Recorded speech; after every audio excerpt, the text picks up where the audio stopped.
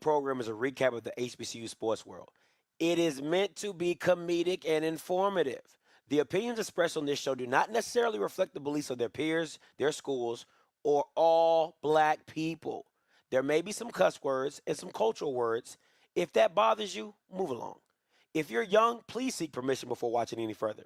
If you at work, make sure you got your earbuds in.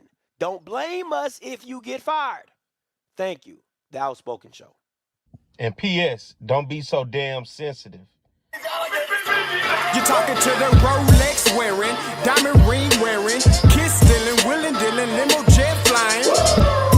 We Rick flaring on us, flaring on us. We Rick flaring on us. You talking to the Rolex wearing, diamond ring wearing, kiss stealing, willing dealing, limo jet flying. We Rick flaring on us, flaring on us. Jet, we Rick flaring on us, flaring on us. It's apparent these girls staring. I'm Rick flaring, gold across my chest. I'm fresh to death, I'm Paul Bearing, not at all scary. When I open like Betty Watch, they find to these circles that's going in like a carry shot. Woo! I'm going in like a Mary Pop off that Mary Crop at the top flow at the Marriott. So questioning me is like questioning you. See, we the best dressed, so come and get blessed with the crew. Not one but two, different ways to slaughter your crew. Committed tat across the chest, I guess she blessed with the truth. People want to see them checks, representation of proof. Living through my elders, trying to resonate to the youth. But ain't nothing to get my flash on. Longevity is heavily embedded in my melanin. Layman terms, I last long. My grind repetitive, I'm smoother than real silk. Lyrical cash cow, who can't cry over spilled milk. We in here. You're talking to the Rolex wearing, diamond ring wearing, kiss stealing, willing dealing, limo jet flying. We Rick flaring on us, flaring on us. We Rick flaring on us, flaring on us. You talking to the Rolex wearing, diamond ring wearing, kiss stealing, willing dealing, limo jet flying. We Rick flaring on us, flaring on us. Warning. Man, this whole time I thought it was live. Jesus Christ. Warning. The following program is a recap of the HBCU sports world. It is meant to be comedic and informative. The opinions expressed on this show do not necessarily reflect the beliefs of their peers, their schools, or all black people. There may be some cuss words and some cultural words. If that bothers you, move along. If you're young, please seek permission before watching any further.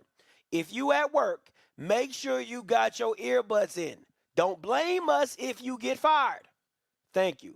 The Outspoken Show. And P.S. Don't be so damn sensitive. You're talking to the Rolex wearing, diamond ring wearing, kiss stealing, willing dealing, limo jet flying. We Rick flaring on us, flaring on us. We Rick flaring on us. You talking to the Rolex wearing, diamond ring wearing, kiss stealing, willing dealing, limo jet flying. We Rick flaring on us, flaring on us. Jet, we Rick flaring on us, flaring on us. It's apparent these girls staring. I'm Rick flaring, gold across my chest. I'm fresh to death, I'm Paul Bearing, not at all scary. When I open like Betty Watch, they find to these circles that's going in like a carry shot. Woo! I'm going in like a Mary Pop off that Mary Crop at the top flow at the Marriott. So questioning me is like questioning you. See, we the best dressed, so come and get blessed with the crew. Not one but two, different ways to slaughter your crew. Committed tat across the chest, I guess she blessed with the truth. People want to see them checks, representation of proof. Living through my elders, trying to resonate to the youth. But ain't nothing to get my flash on. Longevity is heavily embedded in my melanin. Layman terms, I last long. My grind repetitive, I'm smoother than real silk. Lyrical cash cow, who can't cry over spilled milk. We in here. You're talking to the Rolex wearing, diamond ring wearing, kiss stealing, willing dealing, limo jet flying. We Rick flaring on us, flaring on us. We Rick flaring on us, flaring on us. You talking to the Rolex wearing, diamond ring wearing, kiss stealing, willing dealing, limo jet flying. We Rick flaring on us, flaring on us. We Rick flaring on us, flaring on us. This ain't no normal situation, this preparation with greatness. Industry full of fakeness, it's really up for the taking. See, life is what happened to you, more so how you take it. Don't get stripped of your knowledge and mentally leave you naked. I like to live otherwise. I'm sorry that I'm fresh to death. I put the polo and apologize. See, black son, we ain't nothing like the mother guys. Quit to socialize, we organize, then we mobilize. Off the deep end like a scuba diver. And no confusion, just keep it pushing like Uber drivers. Woo! Business fresh, just like a supervisor in a Gucci visor. Can't find a smoother rhymer. You're talking to the Rolex wearing, diamond ring wearing, kiss stealing, willing dealing, limo jet flying. We Rick flaring on her, flaring on her. We Rick flaring on her. You talking to the Rolex wearing, diamond ring wearing, kiss stealing, willing dealing, limo jet flying. We Rick flaring on her, flaring on her. We Rick flaring on her, flaring on her.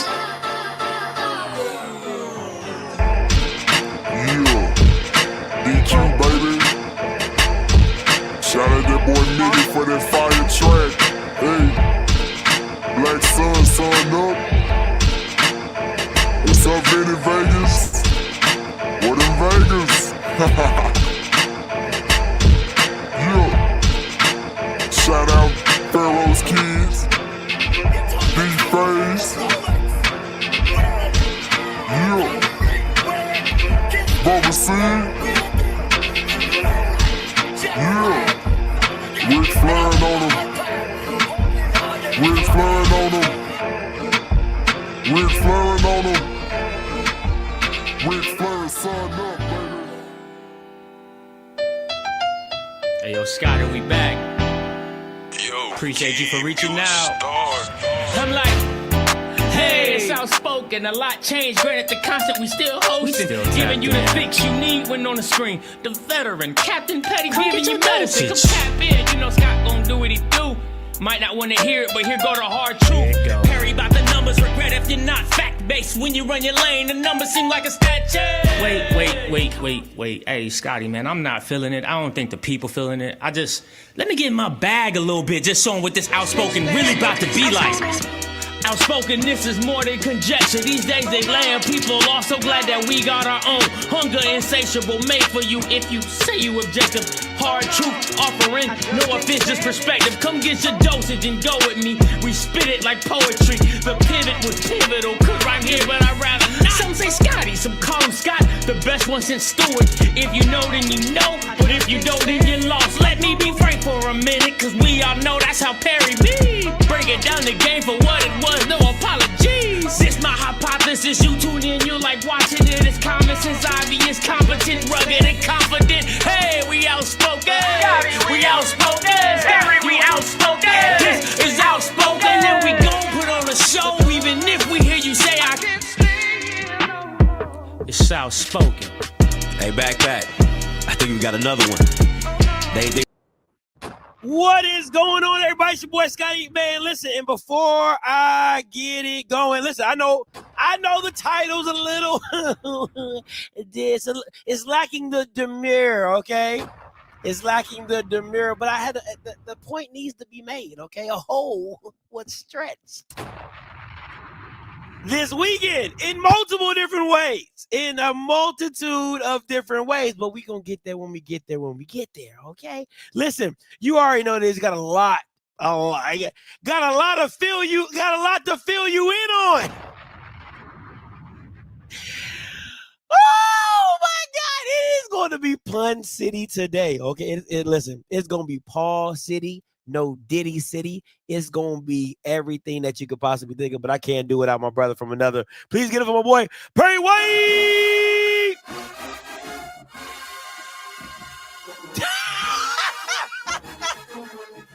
Hey, man, listen, I'm so pissed at Southern right now, bro. I swear to God. I swear for God, I am sick. Listen. You set yourself up. I tried to warn you. Dog, I'm so sick right now. You haven't seen me suffer from August all the way to November in agonizing pain. I'm still recovering from what happened to me in Atlanta, that Eagle. Dog. I'm just now on the back end and being able to do some stuff. You said the doctor still say I can't turn up. Not all the way. I still got a low movement. Yeah, it ain't all the way there. Oh, dog, listen, man. My eyes is burning, but dog, I'm so pissed, bro. I'm gonna say this, and I'm gonna get to it. I'm gonna get to it deeper while we get into the show. I'm gonna get into it deeper. And listen, no Diddy. All right, y'all. Can I say niggas? Am I allowed to say niggas speed? What's stopping you? Them niggas be stealing the church money. Dog. What niggas are you referring to? Dog, everybody on Southern staff. Listen, Fred McNair should never touch a Division I head coaching job again in his life. That what I saw Saturday was, if I knew anybody that was investigating football, like for gambling and for like rigging games, I would call them personally and say, hey, I need you to go look at the Alcorn and Southern game because I think somebody's down there rigging games. The play calling, nothing made any sense. Any sense. You don't run. So your staple play is inside zone. They were in a three straight times coming out of halftime.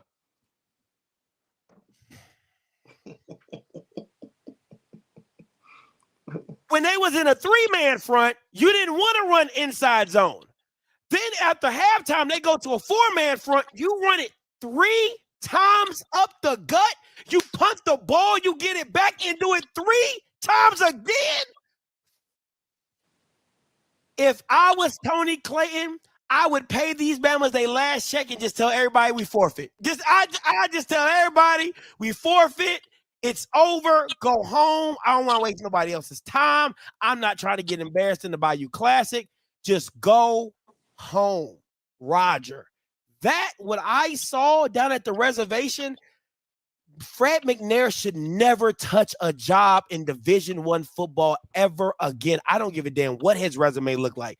What I saw on whoever's calling, I won't even say Fred McNair. Yes, I will say Fred McNair. Because if you allow something like that to happen, you deserve whatever you get. So Fred McNair, Mark Fredericks, he should never get another offensive coordinator job in Division I football ever again. He needs to take his ass to high school, work his way back up the ranks to prove he better do what Dooley did and take his ass down to Edward Waters and make it work. Figure it out. Take your ass to Fort Valley State. Take your butt to Virginia State. Take your butt to Valdosta. I don't give a damn where you go. I'd be like a black parent. Just get out my face. Get out my face. That was atrocious. I'm so sorry. I know. Listen. Whoa, I was pissed. Oh, so welcome to being part of the Jaguar Nation. Dog, I was pissed. The one time you finally invested yourself into something, you finally on the other side. And now, do you hear all the emotion and the frustration and the passion coming from you right now? That's been me since August. That's been me and thousands of others in terms of the Jaguar Nation. So welcome to it. You late to the party, bro. That what you feeling? Been there, did that. Dog. Yeah. That was that. I told you stay away from it. You did. You said I told you. I was trying to protect your peace. Oh my God. But you wanted that toxic relationship. I was trying to. Hey, bro, let me tell you about her. Hey, man, she gonna drive you crazy. She gonna have you. What they say, up a wall. You like, no, man, she pretty though. She pretty though. She ain't got it. Ain't all up there. It ain't all up there. 8 hours later, you like, bro, I don't never want to see her ass again. Like I told you. I told you. You were like, should have listened to me. You should have listened to me. No, I should have listened to you for real. Hey, man, I really should have. How was the watch party? No, I had over because I showed the game, so I had like a lot of people this time. I had over 600 people for the Pink Slip Bowl. Oh, you pushed it to the limits with the game, huh? Oh yeah. I was like, man, listen, it was ESPN. It was ESPN Plus. ESPN ain't on YouTube TV no more. You're doing your services to the black college. People say I ain't for the people, but I'm for the people, Pete. I'm for the people. I commend you. You're doing your service for the disservice YouTube TV has done to us. Come on, man. And the millions of others out there. We appreciate you, Scotty. Thank you for that. No, I appreciate it, man. It was just the wrong game to show the people, though. I told you. I don't even understand how many people watched that game? Oh, for 600 people.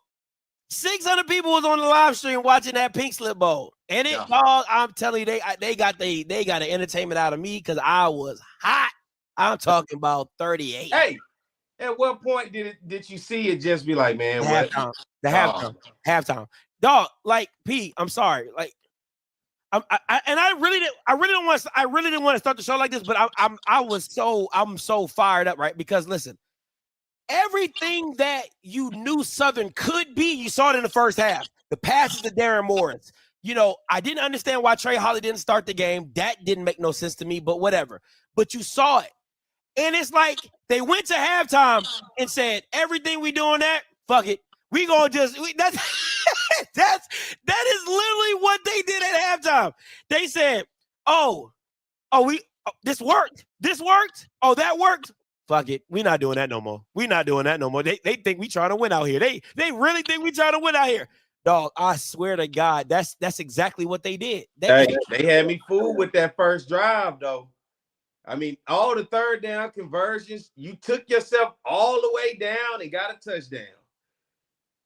Then after that, it was like, all right.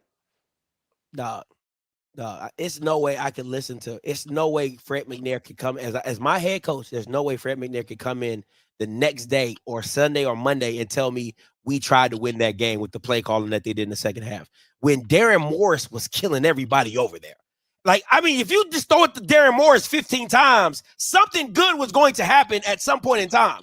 You just you went away from Jackson. You went away from Morris. You went away from anything that was productive in that game. Southern fans, them niggas is stealing the church's money. I'm telling you right now, they are stealing the church building fund, tithe and offerings, love donations. They are stealing it all. Get all them niggas out. Get them all, huh? Get them all out. Everybody that's over 50, get them out. AARP cards, everybody got to go. Everybody got to go. That was atrocious. It was. I'm sorry. I'm gonna just leave it at that. That was crazy to me, bro. I ain't never seen nothing like that in my life. I'm literally watching this game because it's the first time I watched Southern since a full undivided attention watching Southern for the whole game, and I'm like, oh my God, that is crazy. This to me, what I told people, and people thought I was a conspiracy theorist when that Jason Rollins year down the stretch, that looked a little tank to me too. Remember that? Yeah. The Eric dude. It was questionable down the stretch on how that was happening with those losses, how they wasn't using Skelton, and just how everything transpired. This is kind of giving me a little deja vu a little bit. I'm scarred though. It's a Southern fan look. Jason Rollins is looking like the next second coming to Mike Tomlin over there on Grambling's defense. Yeah. He got them playing really. They're probably the best special team unit I've ever seen. Whoever's the special teams coach at Grambling it's the best special teams unit I've seen in college. In HBCU football, it's the best special team unit I've seen since I've been in the space. No ifs and buts about it. You don't get around them. They are solid tacklers. It's amazing to see, really. I know a lot of people don't talk about special teams, but they have a really, really good special teams unit down there, and the defense is playing well anyway. But let's get into it. We got a lot to get into, P. Maybe a hole or two. A whole lot to get into. Yeah. Let's get to a little hot and viral, but before we get to the hole, let's talk about this, right? Cornelius Brown. I love Quad. I think Quad is an amazing talent. I don't know how many more years this kid got, but hey, if you got him, stretch him, okay? If you got him, stretch him. Says, Dear Bulldog Nation, unfortunately, in the fourth quarter of Jackson State game, I suffered an illegal low hit that was not called a flag, nor was that play rejected, in the pocket that led to 3 torn ligaments in my ankle, which put me out for the remainder of the season.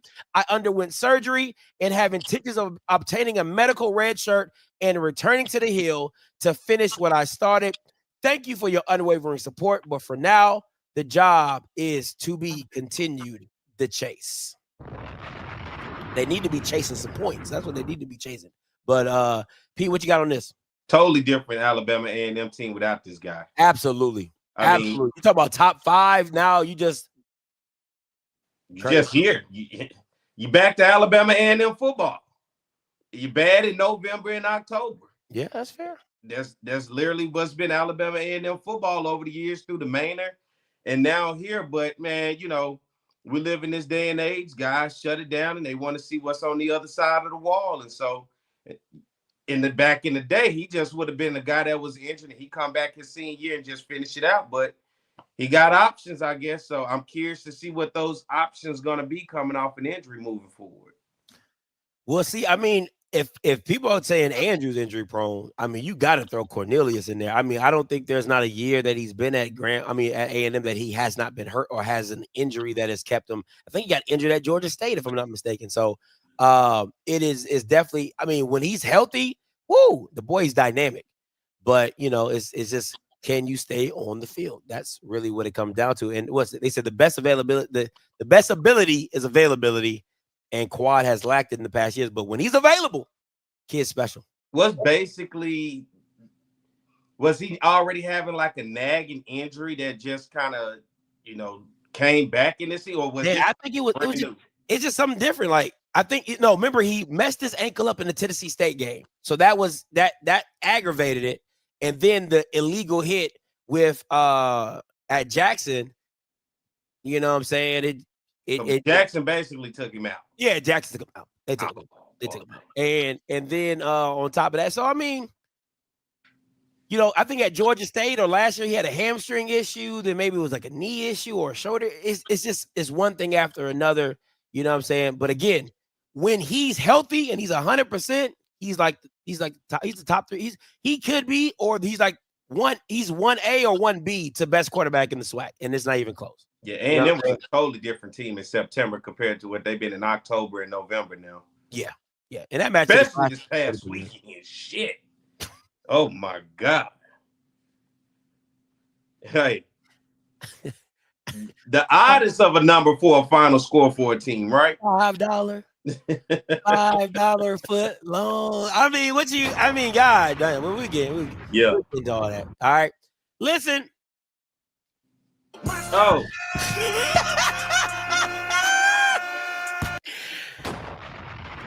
Pick a hole. In a hole. I mean, they said it. Scotty, I think after our conversation last week, we all saw what was coming in the hole this week.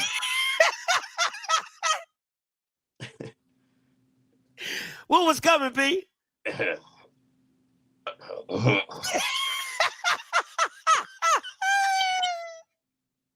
Hey, it didn't come as a surprise in the hole, did it? Glory hole! Hey. Listen, when you step up in that G, okay, you better come to compete. Listen, the headline that I saw, which was crazy work, I saw this headline on CNN. BCU asked for a hole. Grambling came hard and taught a nasty lesson. Oh. Hey, B. Why you got to say nasty shit, Ray? Cause I'm a nasty motherfucker. Oh, you got me tonight. I like that. Run that back. Why you got to say nasty shit, Ray? Cause I'm a nasty motherfucker. Hey, I think this turned out after this weekend, we didn't know which way it was gonna go. We just knew it was gonna go some way. It was gonna go down. That's what it was gonna go down. Some which way it was gonna go down. We didn't know which hole it was gonna go in, but nonetheless, it was going in the hole. It's going in the hole. Somebody was gonna get plugged up. Okay, somebody. We didn't know which hole, but it was aggressive. It was. It was rough. They got rough with it down in the hole, didn't they? They did. They did. You know, a couple pushing and pulling. You know what I'm saying? Just, you know, what's that?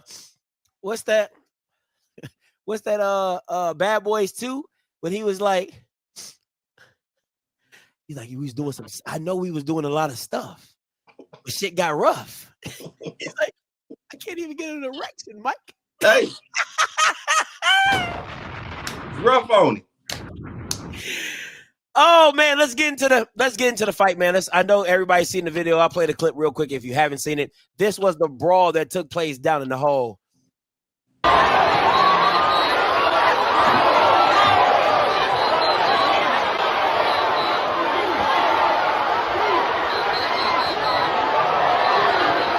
Hey, let me tell you something.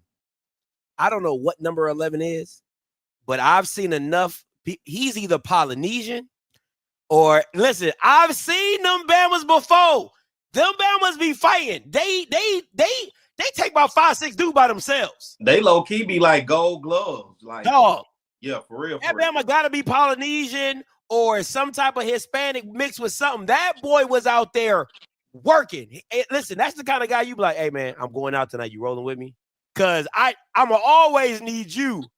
I'ma always need you in my back. You got no Diddy. That's a definitely what?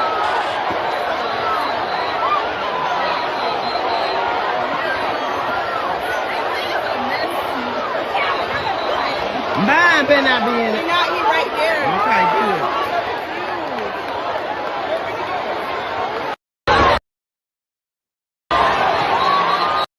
P, when you saw it, what was the first thought when you got the information and everything is coming?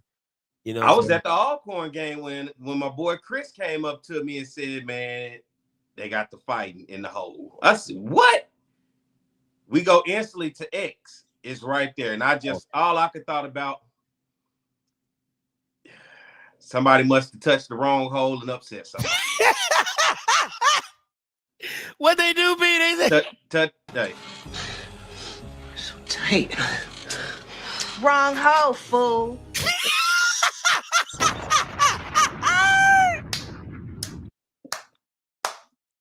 Hey.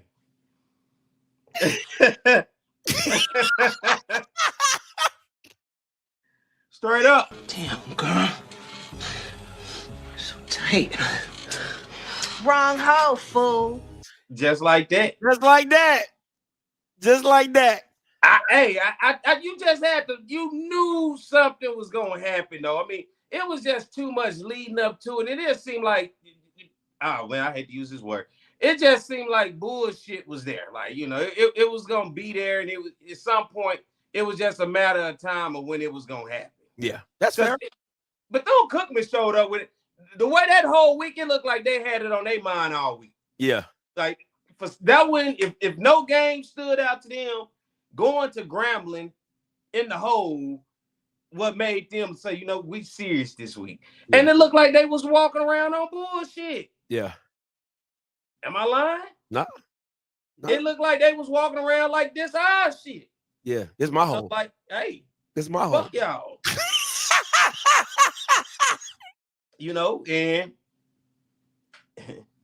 what they say in the most simplest form, you gonna fuck around and find out. But don't fuck around and found out. Wrong hole. Hey, don't be going up there fucking with them folks in North Louisiana now. Listen, I got a Grambling subscriber that I talk to pretty often, and when it's one thing he says. He always told me when I first got into the space, and I gave him my contact information. He said, "Scotty, I want you to know one thing about Grambling." He said, "We'll go anywhere and play anybody." He said, "We gonna come dressed to the T. We gonna look nice, and we fight." Like that was like 3 years ago when I first met him. He was like, he broke it down. Like that's literally, he said, "You want to know what Grambling is?" He said, "We'll go anywhere and play anybody. We gonna come dressed to the T." He said, "And we fight." You know what happened? They must have saw last week's show when we showed that Southern and UAPB. The fight last week when I told you what happened after that game. Oh, yeah. They must have saw that and got riled up. Yeah. Had to. Hey, but they throw hands in the SWAC. We've seen it. Jackson State, Bama State, Prairie View Southern, Grambling, Bethune. Am I missing anybody? Who else? Nah. Fans? Nah. Who else? PV Southern that year with Dooley. Yeah, we pregame joint. Yeah, that was crazy. That was epic. That pregame joint was epic. Hands be out and hands will be used. They do be thrown. If disrespect is around. Disrespect, in the words of Mickey Joseph, will not be tolerated. Will not. And that I'm glad you brought that up. Shall not be tolerated. Shall not. Now, my question is, and I asked the chat, I said, hey, do they think the comments were, inappropriate, disrespectful comments? 49% said bad look, 35% said I rock with it, and 16% said it's HBCU football, we fight. So, and that was how many said hit that? 16% out of 200. We had 231 votes, and them the YNs that said that. Yeah, we fight, man. Yeah, that was the YNs did that. And this was the post-game comments by Mickey Joseph, head coach of Grambling. Make sure, as a coach, support staff, that all your players come down. If you're gonna walk down there and take your time, and now it's 3 minutes and 30 seconds on the clock, and we're standing on the stairs, and you got 4 or 5 kids who's just walking down, taking their time. Listen, at the end of the day, I'm thinking like, well, no, they know what they're doing. They taking their time, so we're trying to give them the respect. So by the time we got to go, we can't wait on 2 players, but they should never leave their players. Who leaves their players? Leaves their players over there knowing that we got to come down. But see, that's what I'm talking about. That's the disrespect stuff. And we're not going to tolerate disrespect here at Grambling. You won't disrespect us. We're going to meet disrespect with disrespect. We go meet disrespect with disrespect. I apologize for the cutting audio. It's a screen record. I was getting text messages at the same time, so you know how that goes. But we will meet disrespect with disrespect. When you first heard these comments, P, let me go first. I'll tell you what I love it. Listen, I love it. You can now, again, people are going to say that this isn't the right setting to say that. And people will say that he is condoning violence. But I will say he is rallying that Grambling fan. Because listen, let's keep it a buck. The 90% of people who got a comment about what he said don't even watch HBCU football. Can we keep that a buck? Right? So if we're just taking it as for what it is, and people who really watch the sport and really in the space, I absolutely love it. I love it for the Grambling folks. I love it for all the Grambling Knights. I love it for all North Louisiana, whoever's rocking with Grambling. I absolutely love it. And let me say this before I turn it over to Pete. Mickey Joseph has that FU money, right? A lot of coaches in the SWAC can't move like Mickey, just like Dion, right? They can't move like the Dions and the Mickey Josephs and the Deshaun Jacksons because their career is on the line. They can't elevate without having this proper look. And they have that coach speak, as they say. Mickey Joseph know he don't need this Grambling job. He know if he leave tomorrow, he going to be at a Power 4 institution recruiting at some high level, or he going to be with his brother down in Denver. Like, it's too easy for him. So, again, I love this. I love the authentic. I love the authenticity, whatever. You know what I'm trying to say. Authenticity. I just love the realist. My bad. I'm having a hard time with my words. I love the realist of Mickey Joseph. I always have and I always appreciate that. What you got, P? I get it. Authenticity. I'm sorry. Go ahead. I get what he meant, but I just think public setting in that situation, he still had the energy behind him. So a lot of times in those post games, you're going to get that authentic feel from a coach, from how he feels during the game, because he hadn't had time to decompress yet. He hadn't had time to unwind and clear his head. He's still off that high of whatever that energy was in that game, and whether it was aggressive or whether it was whatever the case may be. But I think in the case of what most Grambling people will say, that's not what the late, great Eddie Robinson would have said in that situation. It would have been, we teach respect here at Grambling, and no matter what somebody else does, it's not going to change who we are as the G-men. And I think that's why you get a lot of backlash from the other side, why people will say, man, that wasn't a good statement. You shouldn't have said it. Because in the eyes of the late, great Eddie Robinson, would he have said, we're going to meet disrespect with disrespect? No, he said, it's going to be about respect. So, in my opinion, I think for many who saw it the other way, that's what it is. Like, that doesn't necessarily represent the G and what the G stands for, even though I get what he's standing up for the G, right? Nobody's going to come and disrespect the G, especially not while I'm here. And it's been some time since I've seen this type of fight out of Grambling and his coaches. So this actually is refreshing to see some pride behind a brand that for so long we have seen down. It means something to have Grambling up and to be good and to stand for what the G stand for. But I just think in that case, saying the disrespect with disrespect, a leader of me and that Grambling with that type of history, with that program, say it's going to be all about respect. And so that's where I'm at with it. Authenticity. Thank you. I had to go, I Googled it and I played the word, the dictionary word, you can play it. Authenticity. Thank you so much. It was kicking my ass. Anyway, listen, let me say this. It's guys, like, you got to understand, and it's not easy controlling 80 players. It's not. It's not. Because people are like, oh no, it's not, because all it takes is one. It only takes one. You can have 79 guys in a line, and then it takes one. And then as a brotherhood, you're not going to let your guy be in a fight without your brothers coming to help. That's how these things escalate. It is not a situation where all 30 players are hoodlums and all. No, it's one player that starts it. Hey, that's my brother. I'm jumping in there. That's my boy. That's my homie. And then the next boy, that's his homie. The next guy, that's his homie. The next guy, and that's how it escalates. It is not a situation to where you're saying, hey, we trying to fight. Yeah, it ain't no game shit. It ain't. And that's the thing for me. Like, people are saying that's not how you raise young men. Again, in the world of football, and you're training these young men to protect one another and to go out on battle and fight for each other, blood, sweat, and tears to put on the field. You can't just turn that off when a certain incident happens and it starts rolling. It's hard to turn that off. You've seen it you've seen it in championship programs like Jackson. They've had brawls. Alabama State, Eddie Robinson, people think very highly of Eddie Robinson. They had a brawl. Prairie View, Southern, brawl, FAMU's. Again, it only takes one. And again, I don't have a problem with the comments, because the comments are what they are. We're not going to let you come down here and disrespect us, disrespect the G. That ain't happening. And the real question is, where was Little Bill? Where is his response? Don't give me that 2-cent political answer on the coach's call. You know what I'm saying? With the sloth tongue. We just, we have Bethune, we don't condone this. I don't want to hear that.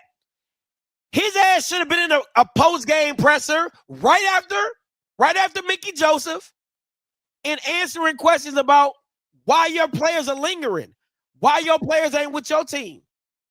Those are all real questions. So again, does it excuse anybody? No. And suspensions happen. But again, it's not a situation where he's telling his whole team, if we disrespect, we fighting. No, it's not that. It's that we don't let anybody disrespect us. But again, if one person takes it too far, you end up with a situation like this. And again, this is Mickey Joseph doing the PR move of the century and walking it back, but he got to do what he got to do. This player, because I won't be answering any more questions about this situation. The disrespect comment I made was never meant to condone violence or unsportsmanlike behavior. Still the moment we don't reflect who we are at Grambling, and we take full accountability of maintaining the integrity of the game and remain committed to learning from this incident and moving forward in the right spirit. And remembering, cool heads prevail and calm is a superpower. You got the chant for me? You got the... Nope. Damn.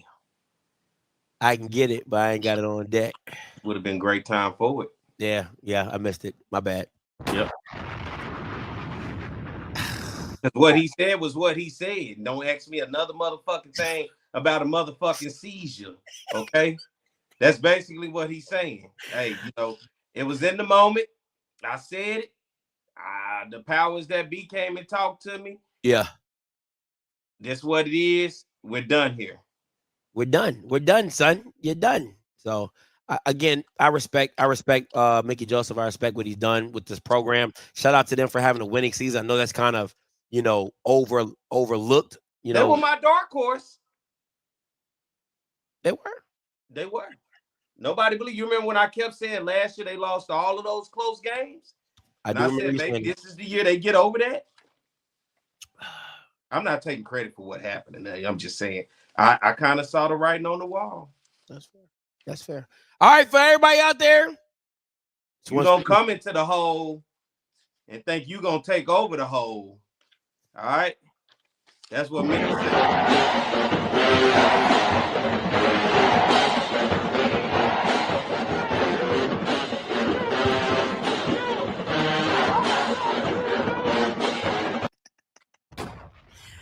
Oh man, gotta bring some of them guys out. Look though, I got the evidence right here. Can you see that? What's that? 5? That's not a winning record though. It don't matter. Look. Oh, is that 7-5 at the bottom? Oh, okay, that's not bad, P. I just want to show you this. I had them, even though they lost to Prairie View, they did lose to Texas Southern. Yeah, that's not bad, P. I gotta give you that. That's not bad. Okay. But I don't think that last pick gonna be hitting on shit. Oh yeah. Oh no, that's definitely gonna hit. Southern. Mm-hmm. We need to put some money on that game. We can do that. What you think? Southern gonna be plus 800 in that game? It's gonna be super bad. Super bad. Hey, listen. Hey, you know my guy, man. Listen, he always gonna listen. Listen, Tremaine Jackson is always gonna find his way into a headline, and I absolutely love it. I can't stand them Prairie View ass fans. Them niggas getting on my fucking nerves. But for real. But Tremaine, I wish he went. I wish he went to another school. Wish he was at Southern, dog. Oh, I wish he was anywhere but Prairie View. Anywhere but them 12 fans. For real.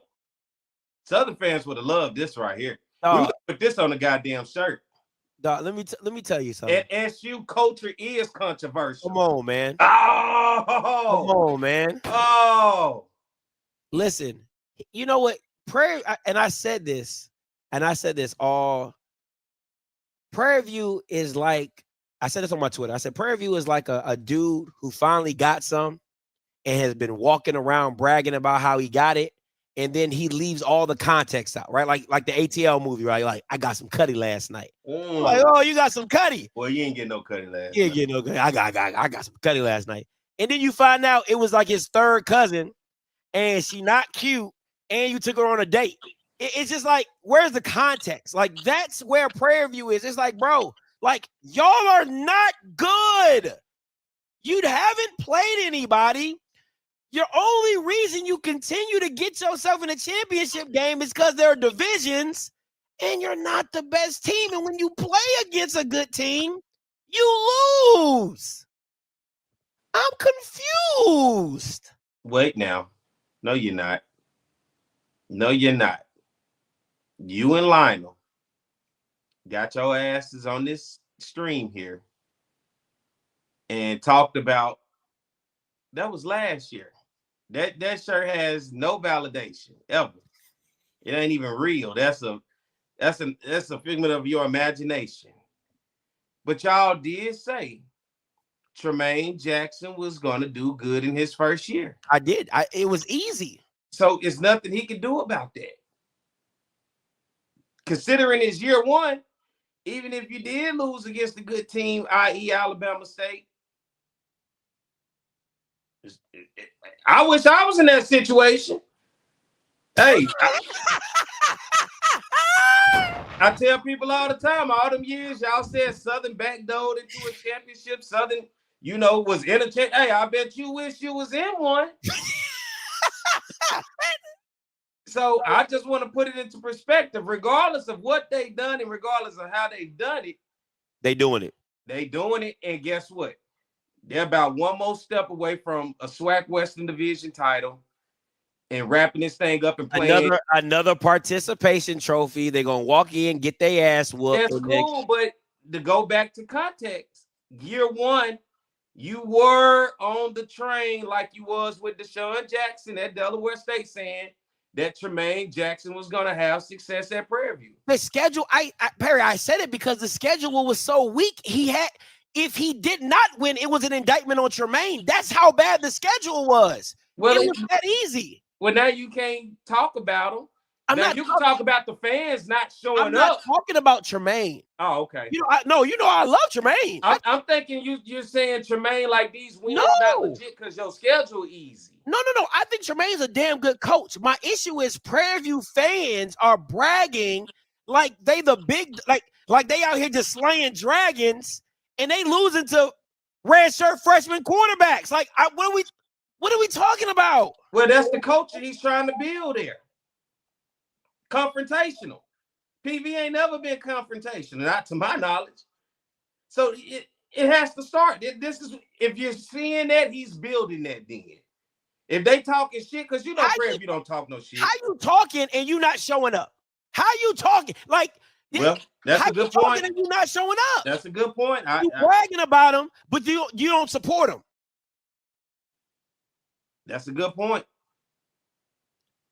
Prairie View fans are going to be in the same boat they've been. And I hate to do this to Tremaine because I really like Tremaine. I would love for Tremaine to go into Jackson and beat Jackson year one, but not for Prairie View. Hell no. And you know me, I root against anybody when it comes to Jackson. If Prairie View ends up in the SWAC championship game, you best believe I'm rooting for Jackson. You best believe, just to put them back in their place to show them you suck. You suck. Let's go to that game. I'm not allowed. Where? First of all, I'm not allowed in Jackson. You not? What hood you got to check into? Come on, man. You know what it is. Who told you not allowed in Jackson? First of all, I'm not wearing. Listen, I can root for Jackson, but I damn sure ain't wearing nothing blue. All right, I'm gonna be there super neutral, right? Well, I think you good in Jackson. For a SWAC championship game, I can't even get credentials because you can still come to the game. You can finagle your way, just stay off the goddamn sideline. That's fair. Go be with the people. That's fair. Yeah. I can walk around the phone. They would love to see you in that Veterans Memorial Stadium for a SWAC championship. I don't think they. Nah, I don't, because I don't want to think you gonna get jumped or something. No. I don't like seeing Jackson State fans. I am in a conundrum. Okay, I don't like Prairie View fans because they annoying. They're the total opposite of Jackson State fans. Like, y'all haven't done anything, and y'all out here, oh my God, we're gonna win everything. Like, shut up, you haven't won nothing, and you can't beat nobody decent. And then Jackson State fans, they just annoying because they Jackson State fans, right? Well, imagine me, I'm a Southern fan, gotta sit through both that, but we gonna ignore that and watch the football. And if something happens, it happens. But we gonna go watch the football. I'll Negro. Won't nobody even have to know it's Scotty in the building. I don't know, man. We'll figure it out. Maybe not. Yo, I might have to pull a Mike Reed. I don't show up to games. It sound like Prairie View. Mike Reed should be a Prairie View fan. All right, let's talk about these SWAC sanctions. What then came down the pipe? Now I want to listen. I gotta break this all the way down because y'all know how I do, and I really do this I really would do it by myself, but P on here, but I'm gonna gloss over it. I won't go as deep as I usually would. All right. Now, let's break this down. Last year, 16 student athletes were in a brawl, 7 from Jackson, 9 from Alabama State. They were suspended for the next contest. Jackson State was fined $25,000. Alabama State was fined $25,000. All right. I just want to make. Now, this year, FAMU's announcer, he made a joke about Ozempic. He got 2 games. I'm going to say that again. He made a joke about Ozempic, about the big girls, honeybees. He was suspended for 2 games. Not a brawl, not a fight, not a physical altercation. He was suspended for 2 games, and FAMU was fined $10,000. This year, 27 student athletes, 9 from Bethune, 18 from Grambling have been suspended. A total of 27 suspensions. 3 of those 3 student athletes have been disciplined for 2-game suspensions due to the severity of their actions. Additionally, this is just outrageous. Bethune-Cookman got $25,000 and Grambling State got $40,000 fine. Fair or foul? Because the thing that I am seeing is a lack of consistency when how they're fining. It's just, there is no standard. There is no, hey, we're going this way, we're doing. To me, this has nothing but confusion written all over it. Nothing but confusion. Grambling getting suspended. Hold on. I need to understand this, because this is the stuff I hate about the SWAC office. And when I say I hate, I really do. There is no explanation of context. The severity of what? Is it because they swung a helmet? Is it because they punched at a coach? Like, give us context to the severity to explain why. It's everything they do is always like, you got to interpret. It's never like, hey, the severity of these 3 is because 2 players swung at a coach, 1 player swung his helmet. Like, it's just like severity. And then there's no context to why it's a $40,000 fine outside of the $25,000 fine. Like, explain to us and to the people who want to know, why is Grambling getting damn near double the fine when if both of these Bama's should get double the fine? If that's how we move it just doesn't make any sense to me. There's a horrible explanation behind it. I'm not understanding, especially if an announcer got 2 games. If an announcer saying Ozempic got 2 games and the Bethune-Cookman players only got 1 game, I'm out on the whole. I'm out on the whole thing. It just doesn't make any sense to me. I think it's all foul. That's just my personal opinion. What you got, Pete? I don't know. I mean, I truly don't know, because I can see you trying to connect dots here, and as you trying to connect dots, it's like it don't make sense to you, and I can totally understand. I think maybe that 40,000 come from also the words that Mickey Joseph said in that post game. I think maybe, and here I am speculating because I don't know. That's fair. Yeah, and I'm speculating maybe that was something that was taxed on to that, saying that, hey, it sounds like he's inciting that, like saying, hey, disrespect with disrespect. So I don't know, but I to me, what's the severity? What do you think the punishment should be? What would Scotty have liked the punishment to be if you're looking from previous decisions being made? I think for me, I need the breakdown, right? Like, to me, the thing I hate about the SWAC office, they have no detail in nothing they do. It's never any detail. It's just so vague. 25, like, if it explain to us why it's 40,000, 25,000 for the altercation, 10,000 for the coach, 5,000 for whatever. Like, and that's how you get to the 40 grand. Like, just to say 40,000 is like, how, because it doesn't make sense. So you would have liked the commissioner to have joined the coach's call today and have addressed this with media by giving an explanation? He could have. That would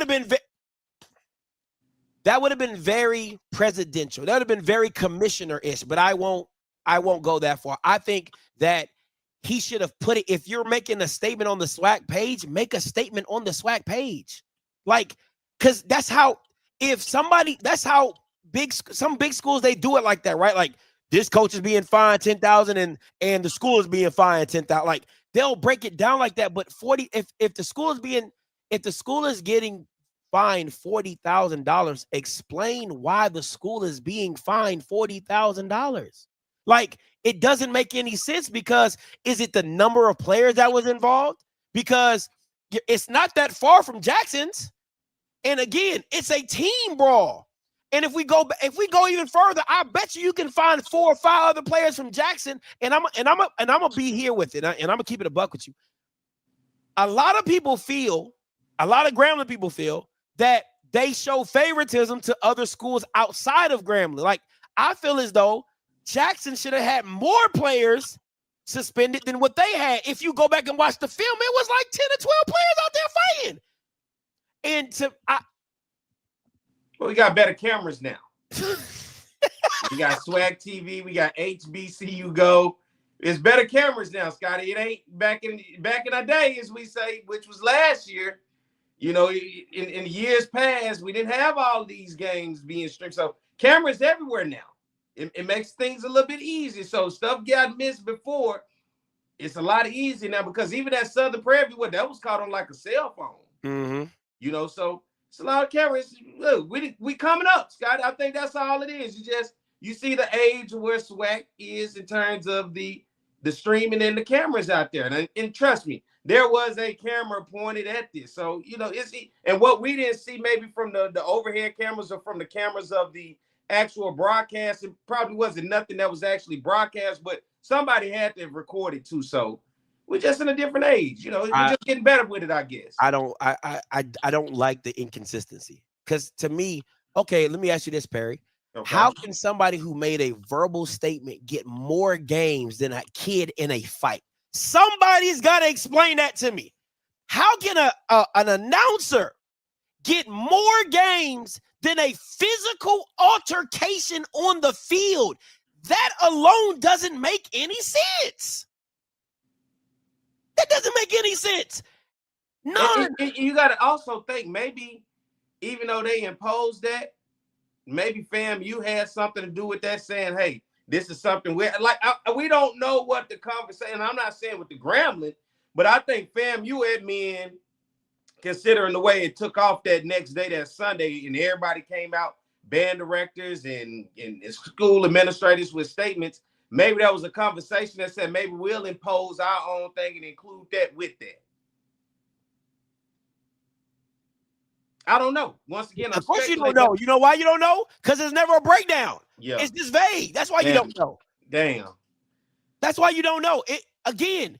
If it goes into the situation of, hey, this, because again, this is my thing. If the SWAC is trying to get away from brawls, then you need to come down hard on the brawl.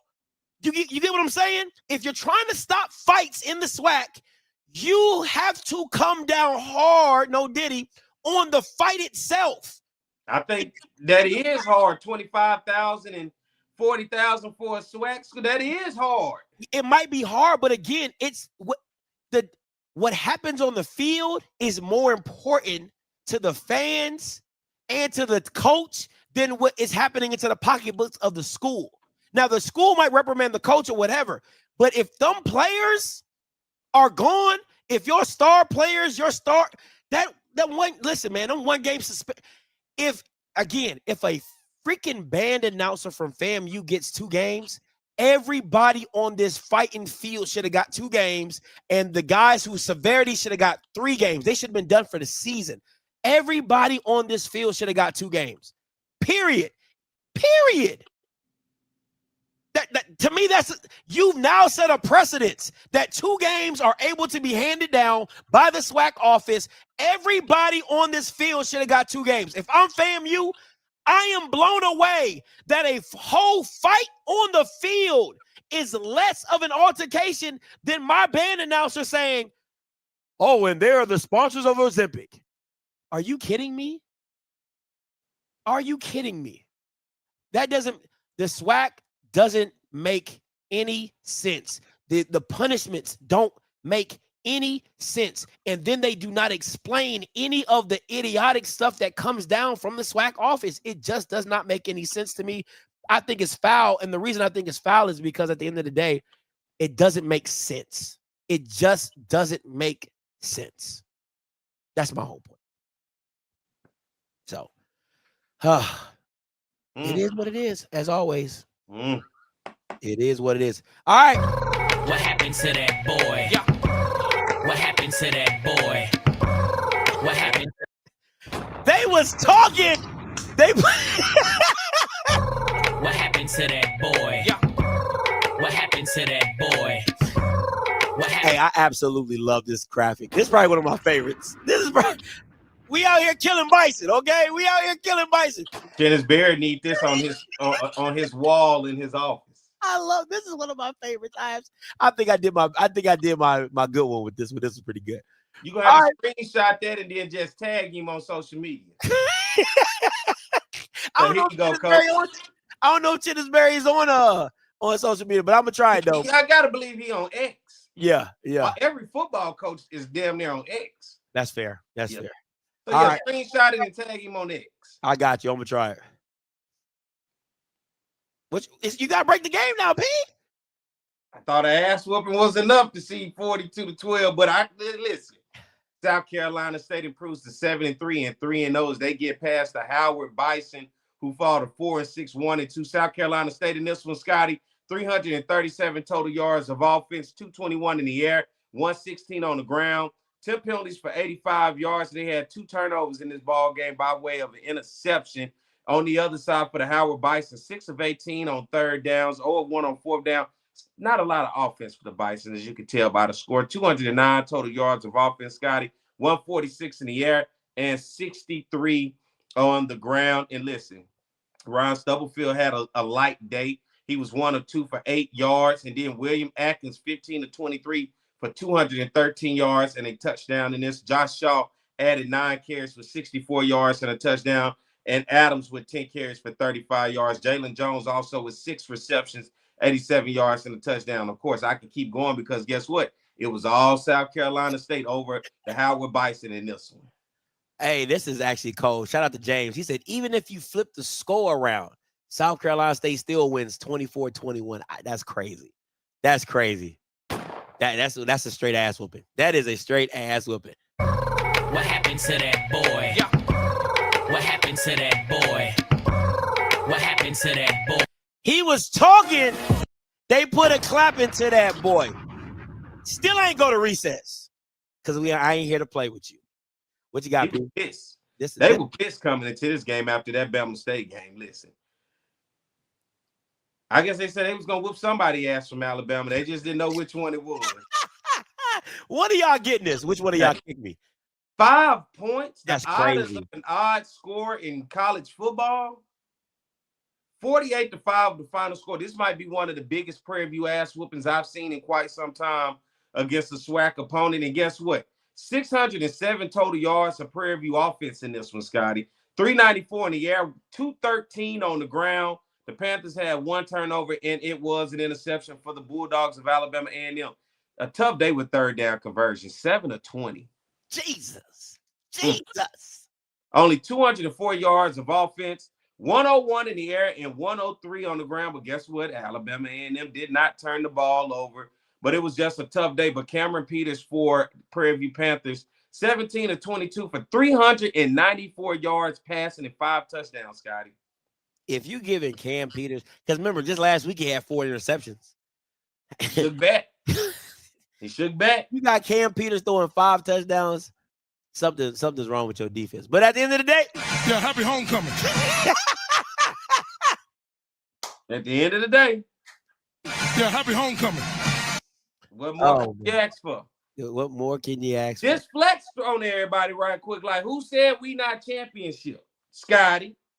Who said we playing a weak schedule? Scotty. Who ain't giving us our credit? Scotty.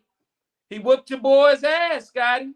Boy. You should have helped your mans out. My boy, teach your man how to squabble. You should have taught your man how to squabble. Got his ass whooped. Whoa, talk about.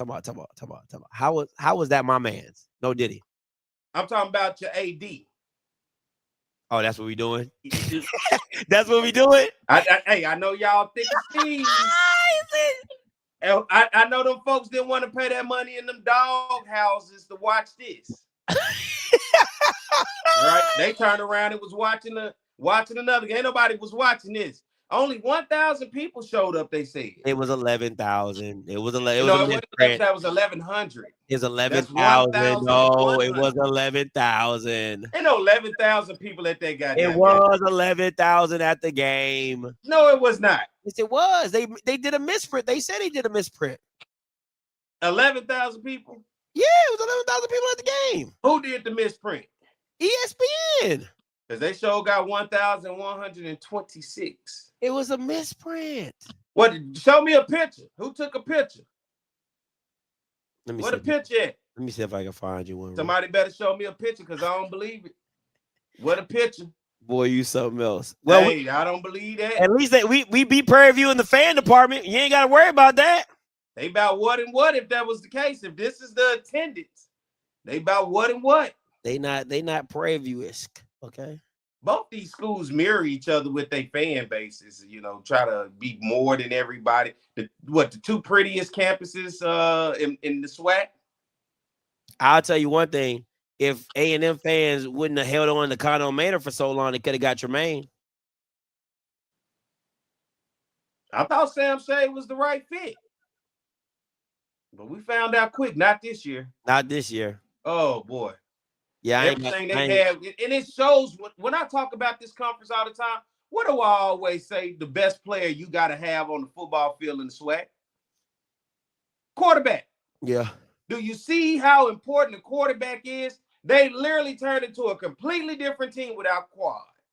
Literally. That's how important the quarterback is in this league to a team to be successful. We'll see. Says folks want Maynard back. I don't know if it's that bad. They want Maynard back to do what? AK bought tickets but didn't show up. Well, we'll see. So it may have been whatever thousand sold, but what actual attendance? Yeah. Oh, well, somebody was at the game. They texted me. They said somebody was at the game. They said it was more like 6K at the game. That's what they said. It was more like 6K at the game. Yeah, I'm sure. Yeah. Anyway, it go. They watched the ass whooping. No way they should have let Prairie View whoop their ass. But hey, 48-5. That's crazy work. Tremaine Jackson. What a way to bounce back. What a way to flex. To give the biggest win on the season against one of the worst teams. Like, come on, man. Hey, you did what you were supposed to do. Had it been a close game, you would have been like, man, they barely beat A&M. They did what they were supposed to do. All right, I got a picture for you, P. Shout out to you, Reese. Appreciate the photo.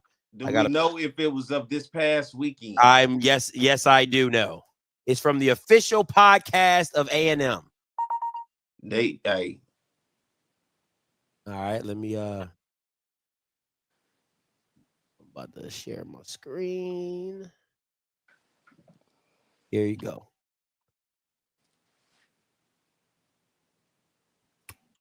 Yeah, there we go. Goddamn right. Here are actual crowd photos from Louis Cruz Stadium. A trusted HBCU outlet posted a photo of the crowd towards the end of the game. Instead of issuing a retraction, they just deleted the post. Integrity matters. The actual attendance from yesterday's game is 11,126. Hell no, that's a section of fans right there.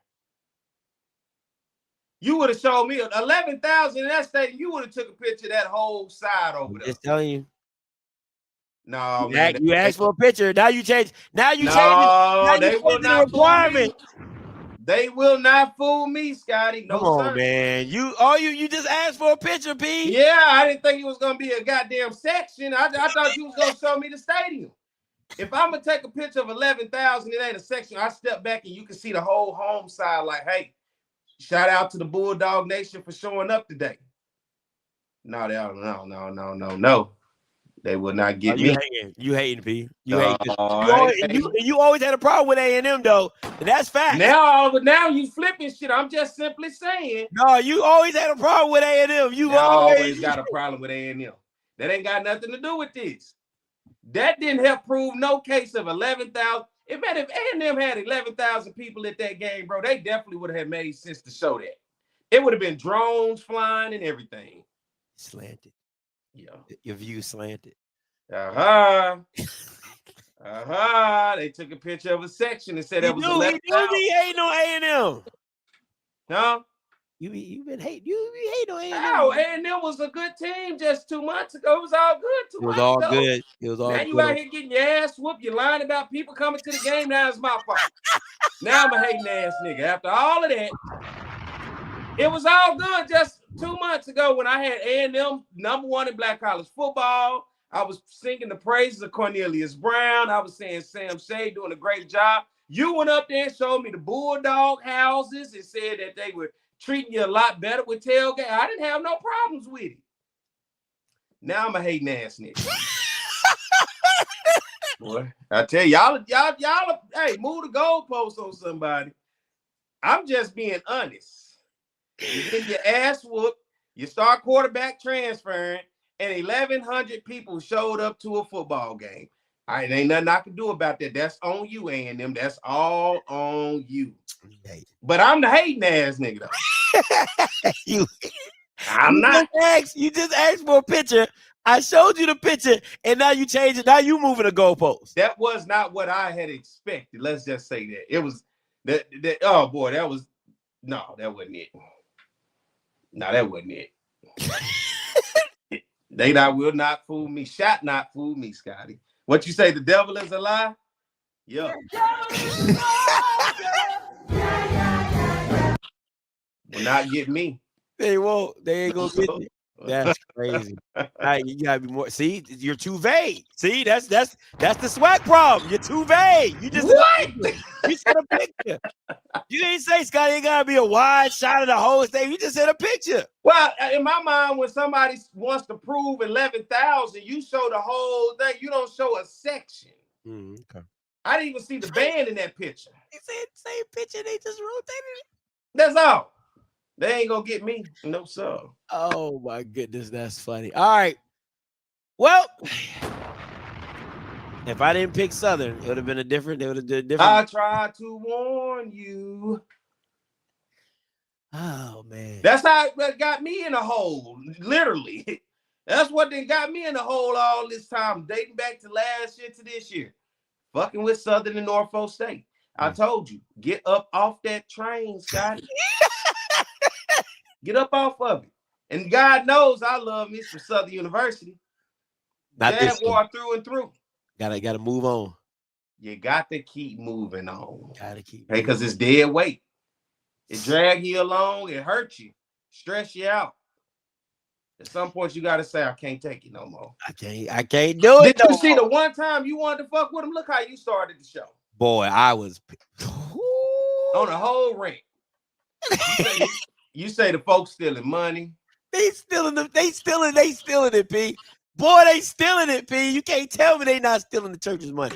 Say they out here betting Southern lose by 30. Dog, covering the spread. Covering the spread. What? Now you got me thinking, what was the spread? I feel like you like pull up the schedule. So the first Alcorn betting spread. What was the spread? And if I didn't go with Grambling, Prairie, Bethune-Cookman, I might have went undefeated this week. Let's see what the spread was. Damn, what was the spread? Okay, Alcorn State was favored by 12.5. Now they covered that. Come on! That's crazy. Put a hundo on that. Oh, somebody need to investigate all them Bamas. The spread was 12.5. Whatever the spread is this week, people take it. That's crazy, P. That's crazy. Somebody need to investigate them. They out there betting. I'm telling you, they out there betting. Might have won the battle.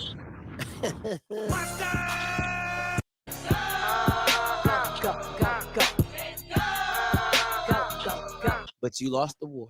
Don't worry, I'm closing in though.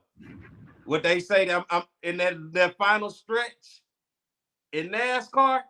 I'm coming around that curve. That bend. I'm coming around that bend. I'm closing it in. I'm trying. Oh man, don't get critical here. And I gave you a flyer, and you trying to get me off of it. I gave you one. What you mean? The Southern. I said I gave you one. No, you didn't give me shit. You took that. That's what you wanted to do. You wanted to do that. I said you tried to get me off of it, and I still threw you one because I still. No, you didn't throw me nothing. Don't make it seem like you was giving me something. I earned. That's what I'm saying. You did what you wanted to do. You ain't helping me. You ain't throw nothing at me. No, I'm out here earning this. All right. Don't do me no favors. Don't do me no favors. I don't need no favors. Hey, I'm working hard. Okay. All right. Yeah, 105-28 still ain't bad though. It ain't. Like, I mean, that's championship shit. All right. I just want that record to reflect. May the record reflect. Hey, ain't no slouch going on in this car. I'm over the century mark with you. Took you a while, but Just two behind. That's okay though. Yeah, okay. It could be far worse. It could. Yeah, if you had kept riding with Southern, boy, it would have been far worse. I learned my lesson that 1 year. I'm good on Southern and Norfolk. I learned my lesson, but hey, it's getting good. All right, just quick recap. JSU beats Valley. There ain't nothing to talk about. FAMU pulls out a close one against UAPB. What you think? They said this was a horrible game to watch here. It was. I didn't watch it, so. Oh, I heard it was some bad football happening right there. Oh boy. Well, you said if Hampton beat FAMU, he'd get the contract extension. Hampton loses to FAMU. Oh yeah, he gotta go. Gotta go. Got to go. I tell you, boy. Got to go. Got to go. Oh, he gotta go. He had opportunities. They just had to make a stop. Imagine he almost got Grambling and FAMU this year. That's tough. I know he was over there. I ain't see him in the coach's call, but he was probably over there. You know what I'm saying? You saying we starting to see the beginning of the end of Hampton at UAPB and Golden Line. Yeah, probably. Yeah. Probably. Yeah. NCAT loses to Stony Brook, of course. Hampton loses to Maine. Tennessee State loses to UT Martin, of course. Stop playing, fucking with them whites. They all got their ass. They already in the playoffs. We be talking about we looking for a play. That's the playoffs. Hey, right? Alabama State might make it into the playoffs. They just got put into the rank. They got put into the poll. They might be because they play Thanksgiving weekend. Oh, that is so bad. The Turkey Day Classic. Yeah, playoffs start that weekend. Damn, that is so sad. Unless they cancel it. I cancel that mug. Hey, real talk. Fuck Tuskegee. I don't mean nothing, Tuskegee. I love you. I'm not. That wasn't nothing personal. What I just said.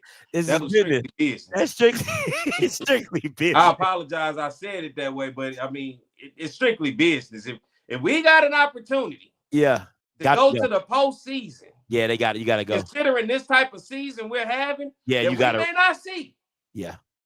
Again, it's quite some time. You gotta X that. I call Tuskegee and I say, look, bro, you can still have whatever we was gonna pay you. Consider that. Just forfeit it to me so I don't get the loss. You know what I'm saying? Forfeit the game to me, and then we'll pay you and keep it pushing. Yeah, you can have it, little bro. Just I got something else better to do. If you understand, you understand. So, but real talk, would you? I would. Yeah, that's a conversation that I think should be had out here in the space. Yeah, I mean, what benefit do you get for playing a D2? Again, you can talk about the money, but okay, like Bama State ain't hurting for money. That ain't Bama State's issue. That ain't. I could get it if it was Jackson. I could get it if it was fucking Bethune. I could get it but Bama State is not hurting for dollars. Not even close. First of all, the game shouldn't be played anyway.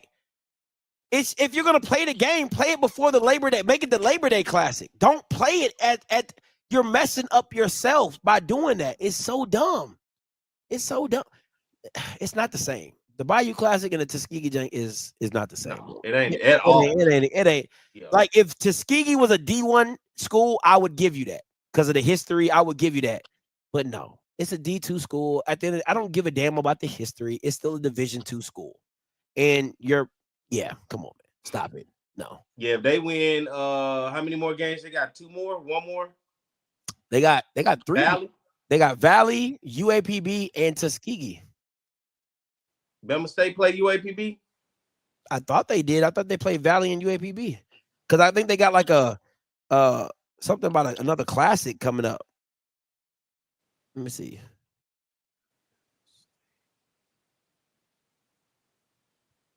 Yeah, they got Alabama State, Pine Bluff, and Tuskegee. Yeah, after the Pine Bluff game, if they win these next 2, I'll call Tuskegee and say, look, hey, the selection committee on Sunday about to get ready to put together the bracket. We done already been in close conversation with the FCS selection committee. Hey, and what you got to lose? Either you get picked or you don't. You don't. So if they don't pick you, hey, game on. We in there. We in there, but if we get picked. You know what I'm saying? So yeah. That's a real conversation, though. That's when they should play Tuskegee as a Labor Day weekend. That's when they should play. If you want to keep that game around, play it then. Like, yeah, don't. He said call in sick. That's funny. All right, let's get into it. What you want to ask me? Oh, the scores, the stats. I wasn't doing that today. I was rushing. So ask Perry. I'm like, shit. It wasn't much to see there, man. You watched it.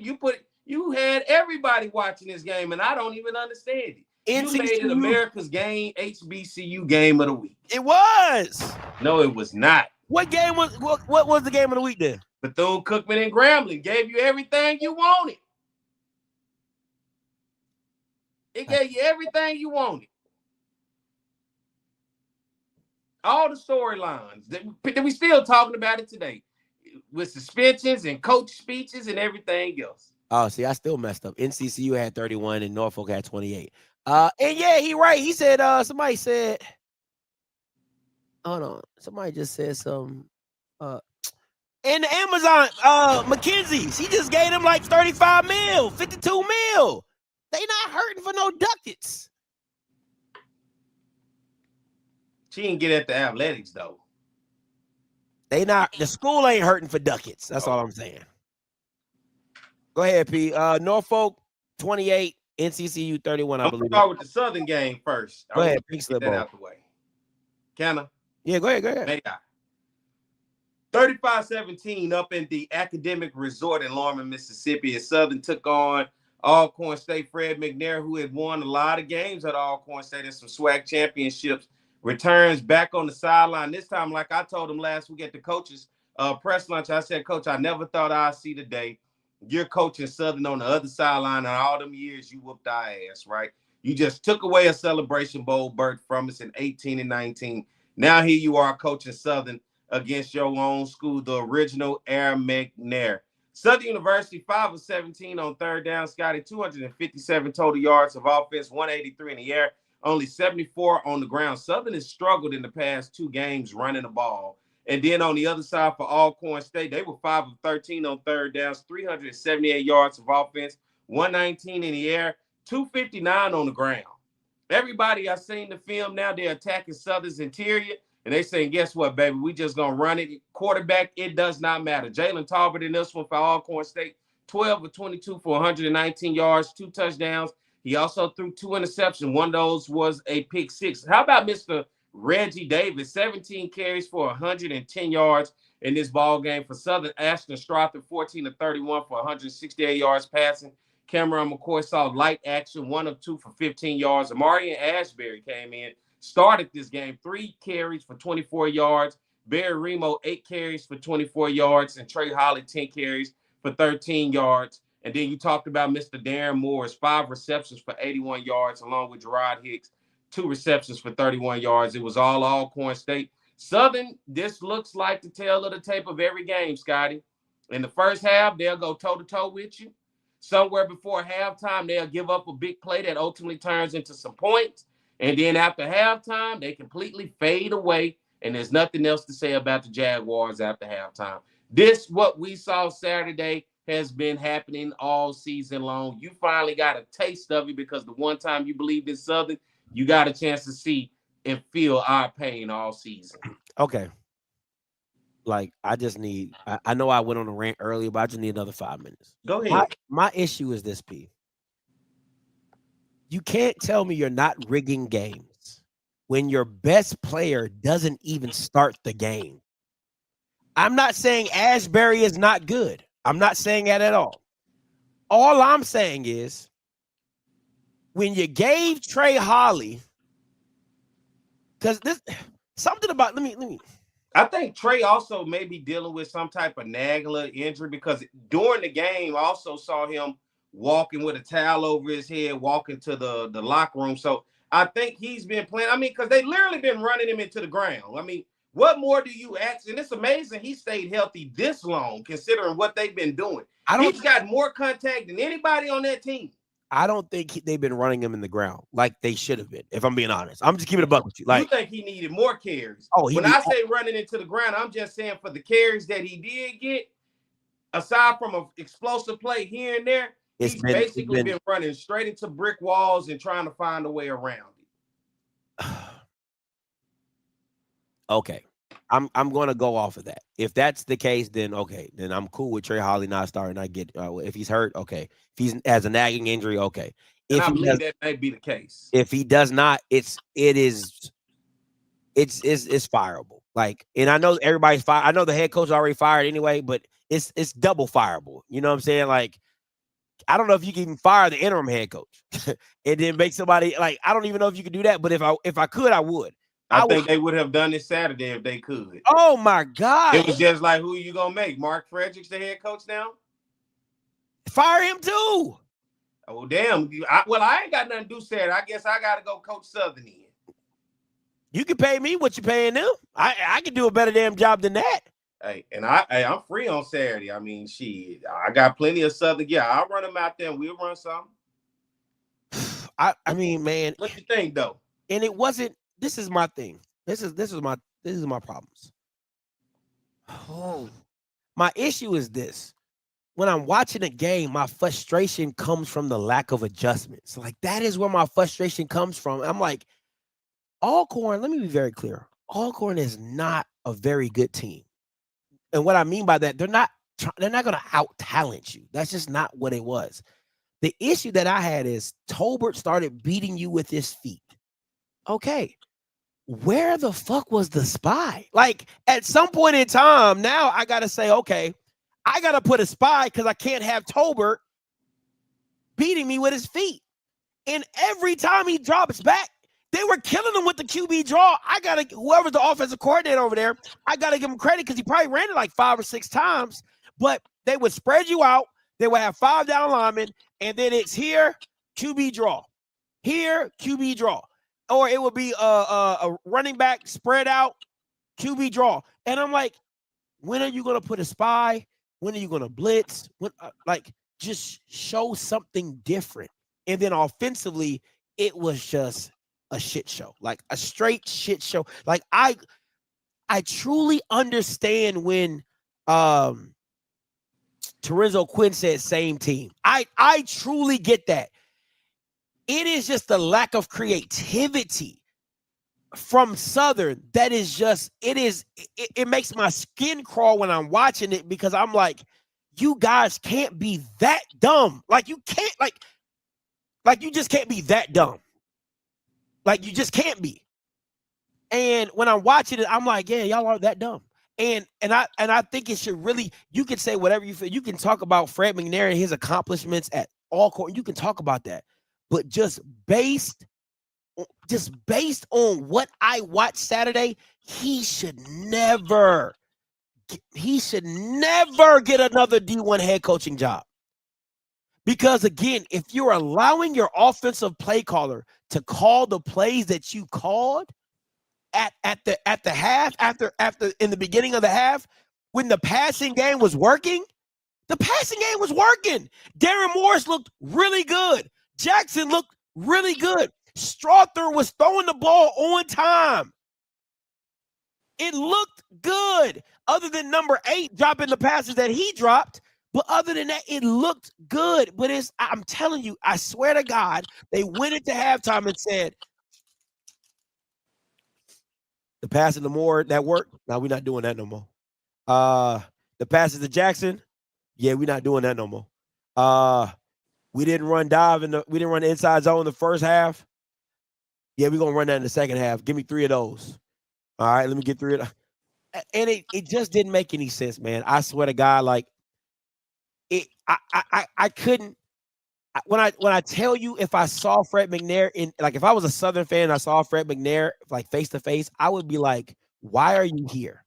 And don't give me no coaching talk. Don't give me no fucking coaching speak. Like, realistically, you know that meme going on, and I'm sorry I'm spending so much time. You know that meme going around with you know that meme going around with Young Thug, like, how can you just do what you did and then just go on with your life like nothing happened? Like that's how. My thing was, what more did you? I mean, this was happening under Terrence Graves too. Remember when Terrence Graves got up after the Alabama State game before Southern was finna play Fresno and said, I'm relieving Mark Fredericks of the play calling duty, and it's going to Fred McNair. Mark Fredericks and Fred McNair will now serve as co-offensive coordinators. I don't understand how this comes as a surprise all of a sudden. This is, and many Southern fans will tell you what really did change. You just saw Strother. They started to believe a little bit more into Strother being the quarterback with his arm, but what really did change? Southern fans have sat through this and seen this for the past couple months. I mean, so it's nothing all of a sudden to look at McNair like, oh, now that you're the interim, it went from sugar to shit. No, it's been shit the whole time. Nothing has changed. This is literally what was going on. And I don't think we can redirect the Terrence Graves energy and now throw it on McNair. It's all the same. No. That's what got Terrence Graves out the door. It is, but you still have to throw some on McNair because it's like, I'm not seeing. Again, perfect example. You're not going to see nothing there. Hold up. Perfect example. UCLA fires Foster, Deshaun Foster. New Heisel comes in there. They look like a completely different team. UAB fires Trent Dilfer. Next week, what do? They go out and beat the ranked Memphis. That is my issue, is that there's nothing that's changed. Like that's the part to me that my frustration is like, there is no change. There has been no change. Right. The one change you did see was Trey Holly got like 20 to 25 carries the next game, which I felt was an indictment on them because I'm like, you hadn't done that all season, and now the guy gets fired. Now you run Trey Holly 20 to 25 times. Why is it just now happening now? Let me tell you something. I would have been okay if Southern would have lost in just like Alcorn was just better. I would have been okay with that. Like, but Southern literally lost this game, like I explained as I got started. Like they've lost every game this season. Yeah. They play a good first half with you and trick you as fool's gold. Every game we saw, Bama State was that way, NCCU was that way, Jackson State was that way, Prairie View was that way. Every game they have played, it has come down in the first half where it looks like Southern has a chance, and in the second half, it literally goes the same exact way. That's why we didn't expect. I don't know what change you was looking for. This is literally the same team, the same staff. Everything's the same. It was literally the same after he said McNair was taking over the play calling. Nothing changed. So for us, it was like all you did was just get rid of Terrence Graves, but you still left everything the same. Yeah, it was bad. Nothing was gonna change. It was bad. It's bad, but. Yeah, that really set me off. Southern versus we were just talking about that. Norfolk versus NCCU. What you got, man? How do your Norfolk people feel? Because they on an 8-game losing streak like Southern. Shit, ask me. I can tell you how that feels. It don't feel good, but Norfolk are used to shit like this anyway, so it ain't got nothing to do with me. Norfolk, this uncharted territory for me. You only had one winning season since like 2007, so yeah, whatever. I tried to rock with you. I can't rock with you no more. Vic, you my boy, but you got to do something better, my nigga. I don't know what you're doing over there in Norfolk, Virginia, because it was a 31-28 loss. They pushed Trey Oliver, pushed him to the limits. The Eagles 7-3, 2-1 now as they move into next week's game, and now Norfolk State falls to 1-9, 0-3 on an 8-game losing streak in this one. Norfolk actually outgained North Carolina Central in this ball game. 403 total yards of offense, 239 in the air, and 164 on the ground. But Scotty, the penalties for Norfolk State, they gotta clean them up. 20 penalties for over 160 yards. That's a football field and a half. Yeah, that's you cannot crazy. do that. Even when you outgaining the team, that comes back to bite you in your ass. Pause. And that's what happened. 2 turnovers in this one, an interception and a fumble for Norfolk. How about North Carolina Central? I didn't say they had a great day either, right? They were 7-17 on third down conversions, 350 yards of total offense, 270 in the air, only 80 on the ground. What more could you ask for, right? They tried to be balanced. Walker Harris, 24 of 39 for 265 yards, 3 touchdowns, and an interception. How about Arthur Rogers Jr., 24 carries for 80 yards. I figure the starting running back is injured. For who? North Carolina Central. Chris Mosley? He didn't play. I don't see no stats on Chris Mosley. He probably hurt.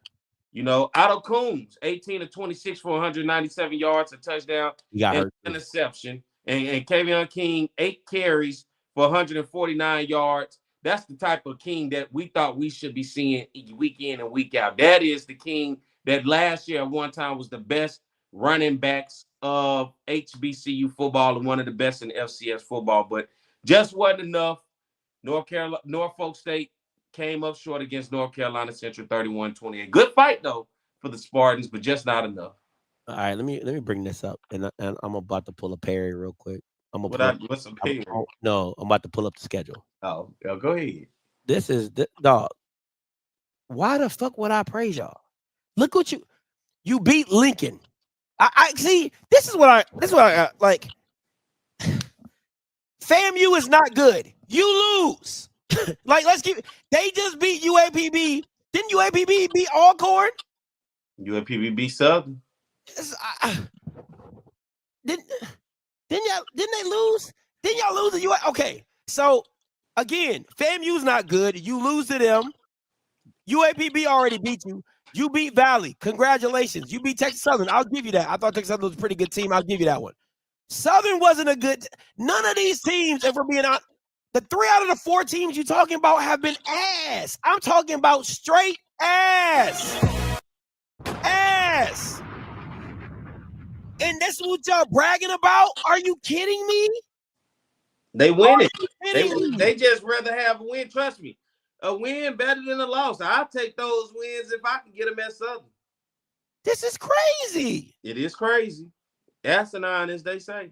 It is. Like, listen, I can get like, hey man, I'm just glad we know Alcorn praise. Like, see, again, it's that Prairie View syndrome. It's not the fact that you're winning. I don't have a problem with you winning. Again, get your wins. It's the no Alcorn praise. Like, we should be praising you for beating bad teams. You're a bad team. You just so happen to be a little bit worse or a little bit better than they were. That's what it really comes down to. Like, come on, man. Like, what are we doing?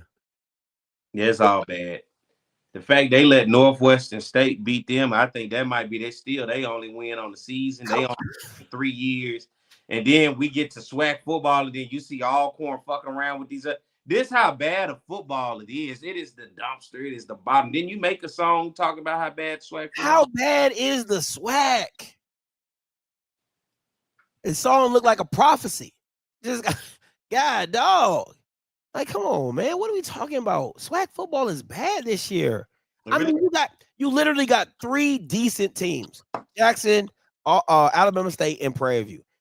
Bethune and Grambling are on the fence. They right there. They're right there, just Everybody else is ass. Yeah. Come on, man. Like, what are we doing?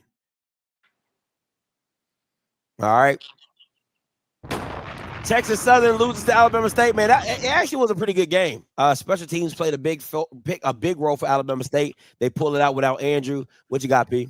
We can gloss over it. I wanted to know what you thought of. I know you're critical of Bama State, especially how you say they, I guess, game plan. But your thoughts in this one, at the fact that they did what they needed to do and won without Andrew Body. Oh, listen. As long as for Alabama State, you just got to stay alive. Like, that's the whole thing, is just staying alive.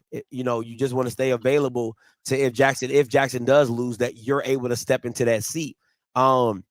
Great. Alabama State had a great team win. That was a great team win. Special teams, turnovers. I think they had either a pick six or a fumble return for a touchdown. Just a great team win. Smoot looked really good in that game as well. So shout out to them. And again, Bama State's defense is not good. It isn't. It just is not. But they find a way to make plays. They find a way to get stops. And at this point in time, you're just trying to live, win, and survive to stay in contention, so that if Jackson slips up, you can step in that role. You made me have to go to the stats because when you said Bama State's defense isn't that good, when they say you hit the nail on the head, they gave up 472 yards of offense to Texas Southern, 217 in the air and 255 on the ground, Scott. Not good. It's not good. You made me go there with it. 472 yards of offense for Texas Southern. The fact that they outgained them and still had no turnovers. That's crazy. Time of possession in this game. Do you want to know what the time of possession was? For Texas Southern, 42 minutes and 8 seconds. Alabama State, 17 minutes and 52 seconds. How crazy is that? Where you literally dominated in time of possession, total yards, and 0 turnovers, and you still get your ass whooped. KJ Cooper, 25 of 35 for Texas Southern, 220 yards in this game. Went from 18 carries for 145 yards rushing and a touchdown. You talk about Smoot for Alabama State. He was 9 of 13 for 215 yards and a touchdown. If you ask me, that is solid for a guy coming in. That is very solid. Hosclaw in this one, 7 carries for 44 yards, but Jalen Jones continues to show out each and every week. 3 receptions for 148 yards and a touchdown. His longest one was 87 yards in this game. But considering Texas Southern literally looked like if you don't see a score, they dominated. Straight dominated. Totally like if somebody showed you the score, you say you're lying. 42 minutes of total offensive time of possession to 17 minutes of Bama State, and you outgain them in total yards, and you still get your ass whooped. You lose by 3 touchdowns. Without committing a turnover. That's crazy. Absolute crazy. That's crazy. All right. In the, Perry's game of the week, my game of the week was. This was the game of the week, in my opinion. This was the game everybody should have been looking at, and it added up to it. Which hole? The hole up in Grambling. That's what it was. That's the hole y'all all should have been looking in instead of trying to go look at them Southern versus Alcorn State. But nonetheless, 31-23 is the final in this one. How about Grambling?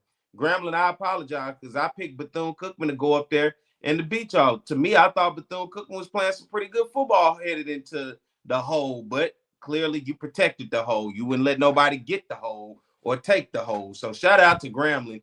Getting it. They're now 7-3, 4-2 in conference play. Bethune-Cookman now 500 on the year, 5-5, 4-2 in SWAC play. Still pretty good, Bethune-Cookman, considering where you've been in the past. Bethune-Cookman, Scotty, struggled on third down, 2 of 11. They only converted 2 third downs in this football game.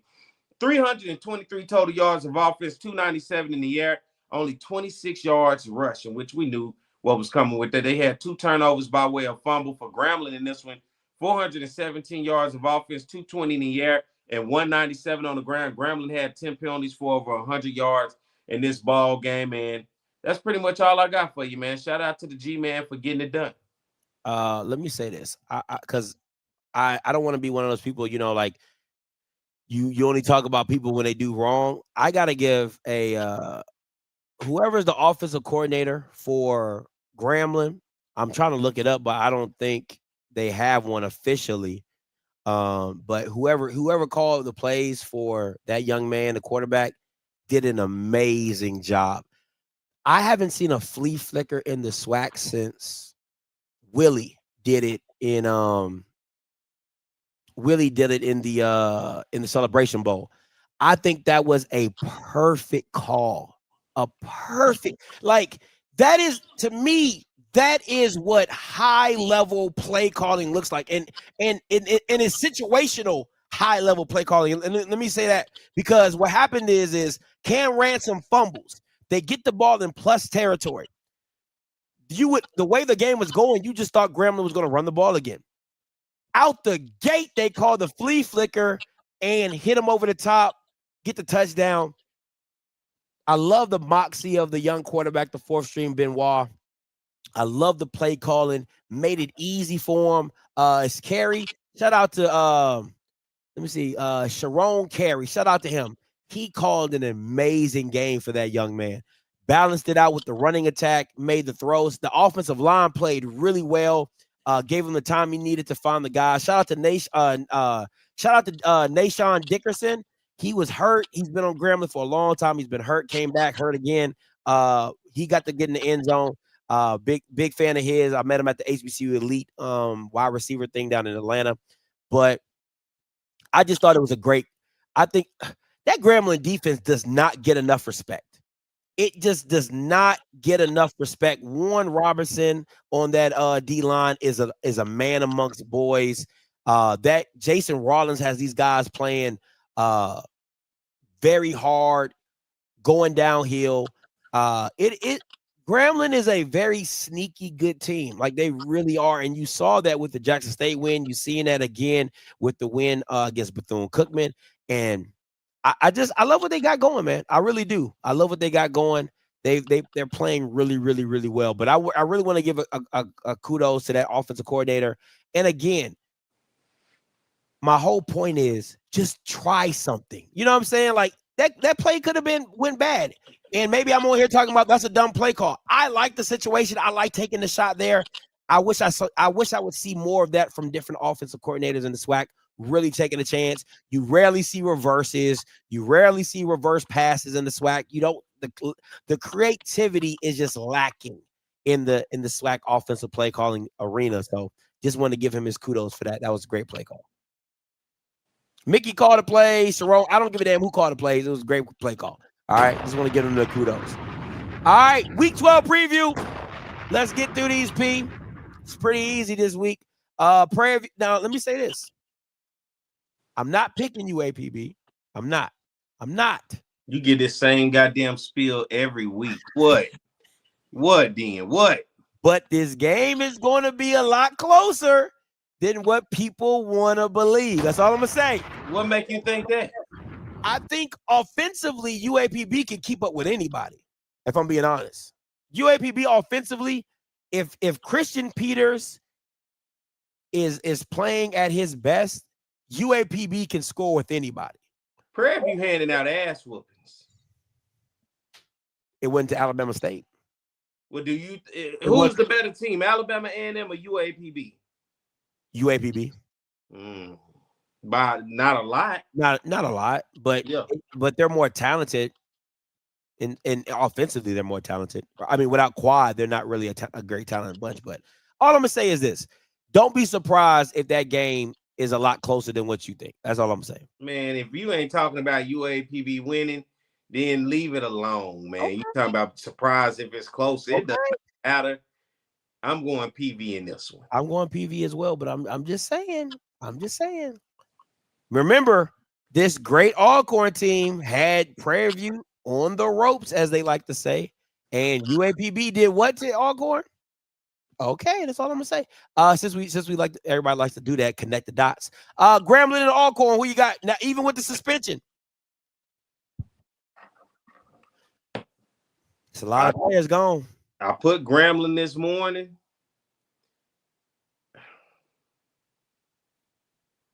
Can we void this one out? The suspensions killed it. Or do you just pick? Who you picking? Right. We both. Let's come back to it. I think Grambling's defense is pretty good. I do. I'm gonna go with Grambling. Their defense is legit. It really is. As long as Warren Robertson is not suspended, I'm cool with it. They'll figure it out. How many players suspended for Grambling? I think it's 16. 16 players? I think so. Oh. And this is always a wacky game too, Alcorn and Grambling. Yeah, I've heard Grambling has had a hard time with them. Oh man, this is always wacky. And then for this suspension to be coming at this time, 18. They got 18 players suspended. I'm going to probably.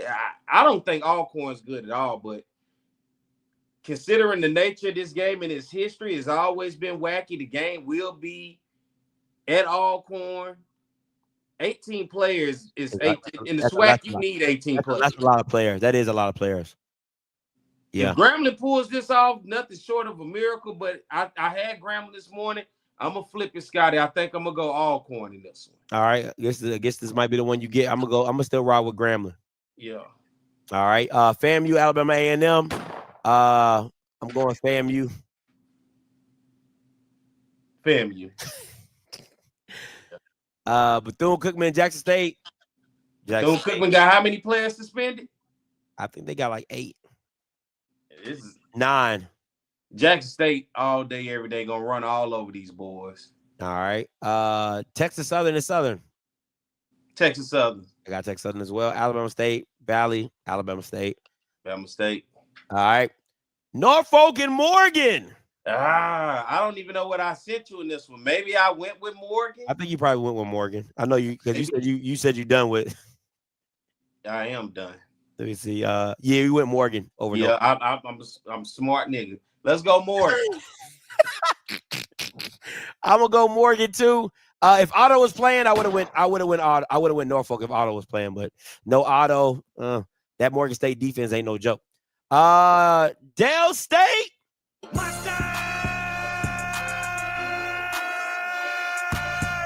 I wish I had like a Indian. Delaware State, all I'm going to say, stay focused. This is one of those trap games. You stay focused. I promise you. This for some reason got trap game written all over it to me. Do not look ahead because next week. Victory is mine. Yeah. The devil is a liar. You calling me the devil? You saying The the word devil is a liar. Evil? We will not be trapped by the bison. We will not. We are on a path to the Celebration Bowl. Okay. Hey, don't look too far ahead.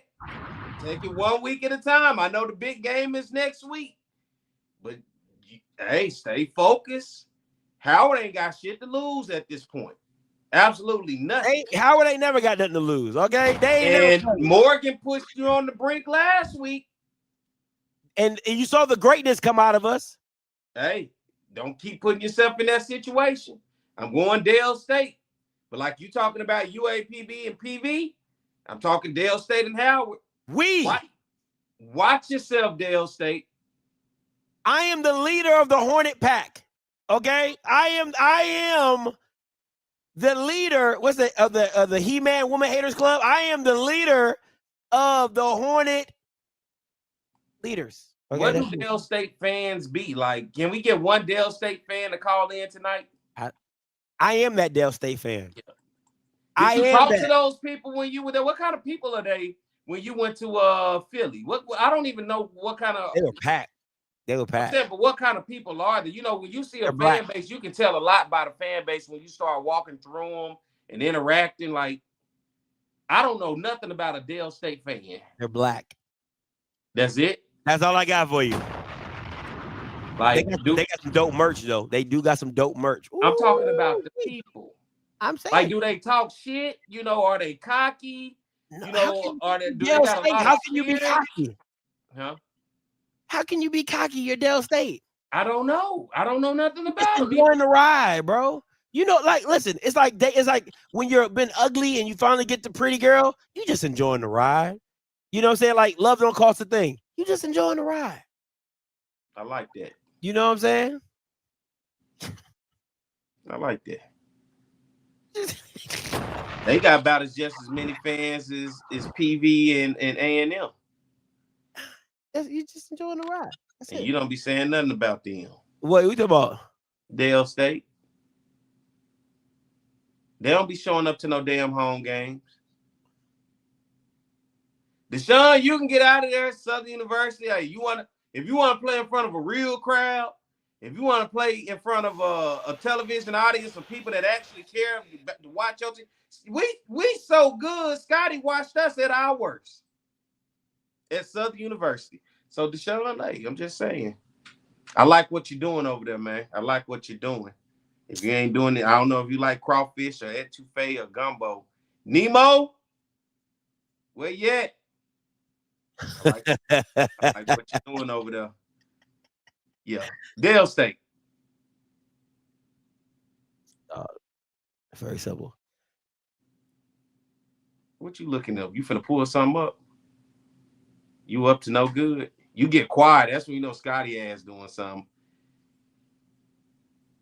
Falling out, yeah, flat on his back. Now watch your brother crawling out. Come on. Said Buster, What's up, son? See them girl rolling. And it look like is it swollen? Oh yeah, I see him getting big But now. if the man baby sitting, then what you gonna say? What we gonna tell him? You gonna tell that brother? That's a Kavasi. You gonna tell that brother? That's a Kavasi. And peep the way we be blowing them spots out. Come on, look how we got him ready to act out. Girl, I'm ready to get the That's what we doing. That's what we doing. It's probably been that long since they been good niggas was still drinking Cavassier, okay? That's how long it's been, Scotty. You know how long Cavassier been out the way? I mean, that's a throwback drink. No, why you gotta do us like that, bro? Hey, did yourself like that. You don't want to put yourself in that situation. Boy, I tell you. Nobody drink Cavassier no more? Hell no, don't nobody. When last time you heard? I swear I ain't heard niggas say nothing about no Cavassier. I don't give a damn. Boy, I can't tell you the last time. I swear, Scotty. Pass the Cavassier. What? Boy, I done heard Jack Daniels before some Cavassier. Shit. Oh, man. You know, niggas upgraded. They like Hennessy. And dog. Cavassier, boy, what that's it? I don't even, that's in the store. Do they even continue selling it? I don't even think they make it no more. Oh, that is so funny, P. I don't drink, so. Oh, I can tell you. I can't tell you last time I heard motherfuckers say it's a Cavassier. Tell you. All right, TSU versus Gardner Webb. You know we going with the whites. Gardner Webb. Gardner Webb. Mama.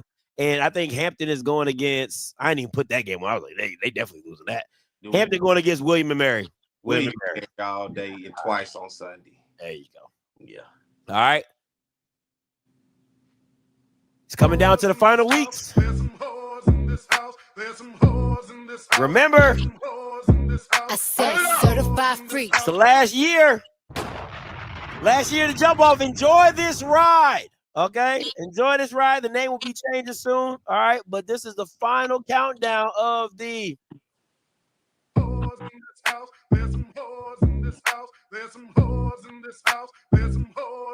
I said certified free. 7. Hey, this ain't changed. Ain't nothing about this list changed. Ain't nothing about this list changed. Once again, as I do every week, HBCU athletic directors, when you begin to make your schedule for the 2026 football season, do not go out scheduling Lincoln. Do not go out scheduling Westgate. Do not go out scheduling Virginia Lynchburg. Do not go schedule none of them little ass schools talking about we just want to win a game. Here are some winnable games against some Division I teams that I think you can get a ton of more credit. On top of, I think if you play Southern for homecoming, don't you think that'll draw a crowd to make you some money? If you play A&T for homecoming, don't you think that'll draw a crowd and make you some money? Absolutely. Absolutely. Now, them other two, Norfolk, well, Michael Vick gonna bring you a crowd. Facts. Valley? Why Valley not? I take Valley all day, every day homecoming over Lincoln and over Virginia Lynchburg. Valley been homecoming forever. Didn't A&M play them for homecoming this year? Mm-hmm. Follow suit to the rest of the SWAC and everything else, man. Hey, South Carolina State next year put A&T as your homecoming. What next year? Where's this game? Where? Between South Carolina State and A&T. I don't know. Oh, they play? I don't know. I'm just giving ideas. Hey, I told you at Southern, I want to be everybody homecoming next year. I want Prairie View to schedule us for homecoming. I want FAMU to schedule us for homecoming. I want, hell, Jackson State, if you want to, schedule us for homecoming. If you want to do something big, a Southern Jackson for homecoming, put me for homecoming. I'll take it, Ashley Robinson, if you're listening. That's tough. That's tough. I'm putting some shit in the atmosphere. Southern and FAMU for FAMU homecoming. You tell me that won't turn up. That would be a monster. Prairie View and Southern for Prairie View homecoming. Tell me that won't turn up. Now that'll go. Kavasi around that motherfucker. Tell me a Jackson State and Southern at Jackson for Jackson's homecoming wouldn't turn That'd be up. tough. That'd be tough. I'm just saying. I know everybody be talking about the guaranteed money, but sometimes what's one goddamn year? What's 1 year? Jackson ain't looking at guarantee. They say they make money out every game, right? They make $1 million every time they open the gate. That's what they say. So what's different all of a sudden? So, hey, I'm just saying, I want to be everybody homecoming next year. Fair. You preaching. Mm-hmm. All right. Back half of the list. Here goes some more homecoming opponents, 8 athletic directors. It wasn't over. It wasn't just those 4. We got a continued list. Alabama A&M, hey, somebody. Yeah. Schedule them for homecoming. Morgan State, have at it. UAPB, have your way. Have your way. FAMU and Alcorn, definitely put them as your homecoming. What you scared of? You act like these schools, if you put them for homecoming, ooh, they're going to beat us. What? I don't understand what y'all be scared to schedule. Mm-hmm. Y'all scared to schedule this for homecoming? What this going to do? So, I just, fuck them Lincolns and them Virginia Lynchburgs, and I don't know who came in agreement and said everybody going to play Lincoln for homecoming this year. Never had that conversation again. Facts. You schedule those teams as though you scared to play your own conference opponents for homecoming as though like they're world beaters. Like you in the toughest goddamn conference in FCS football. Every game is winnable. Schedule it and take a chance. You're trying to win it anyway. Why not give your fans the biggest crowd of the year you're going to probably have in most of your home stadiums?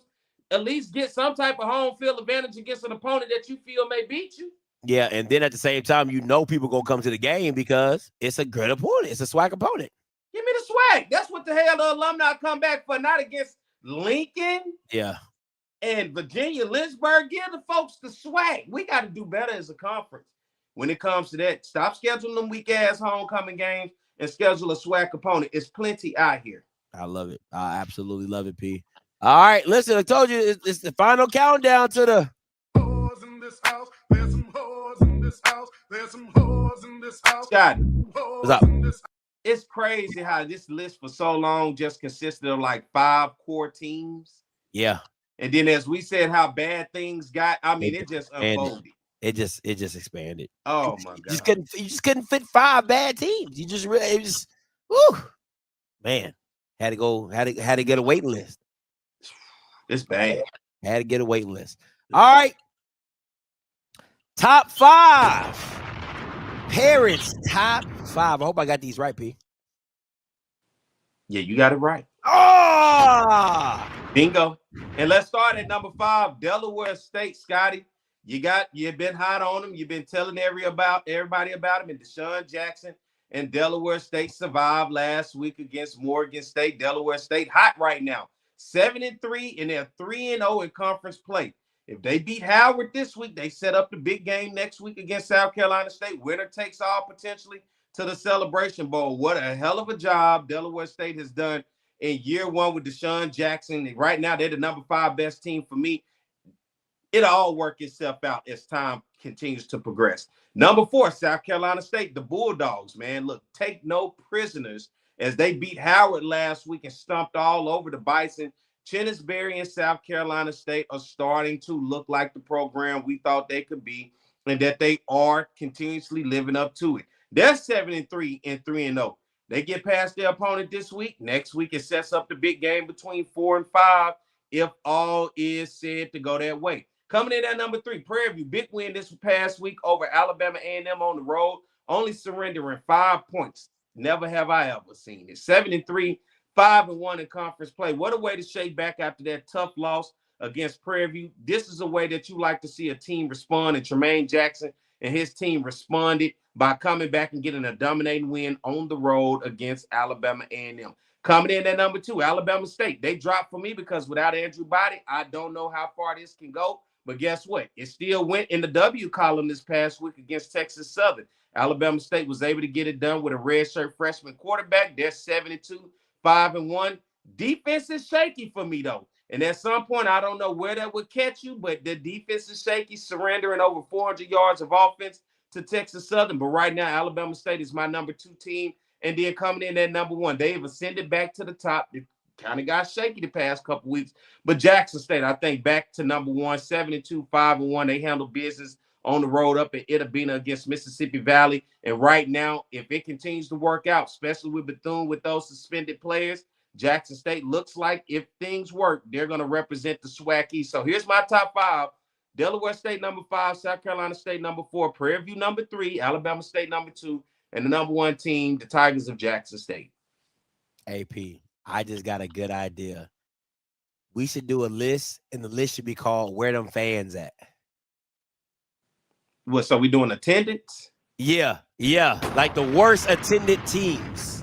Oh, we can do that every week. Where them fans at?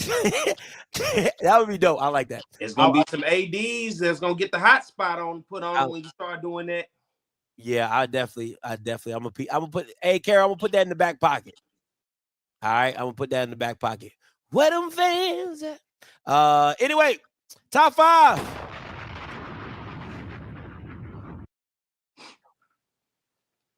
You see where them boys at. Listen, number 5 coming in is South Carolina State. I love what they're doing. They're looking sharp, getting better with every week, pulling themselves, separating themselves from the rest of the pack in the MEAC, man.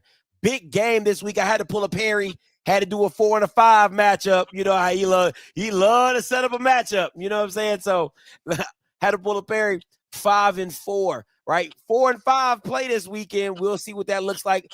As Perry would say, it'll all sort itself out in the what. All right. Dale State at number 3. Real simple. Undefeated. I left one of their wins off. My apologies, Dale State. You're 3-0. The victims are NCCU, Norfolk, and Morgan. That's the victims. If you didn't know, now you know. Jackson State coming at number 2, big dominant win over Valley. No duh, that's what they're supposed to do. And number 1, still and always, Alabama State. All right, listen, if you think Prairie View is going to be on this list, you are sadly mistaken.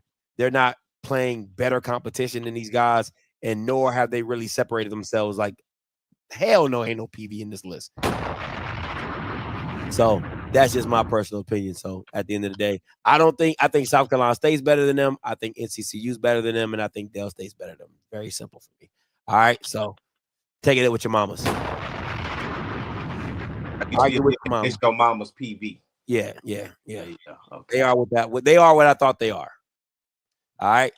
You already know game of the week.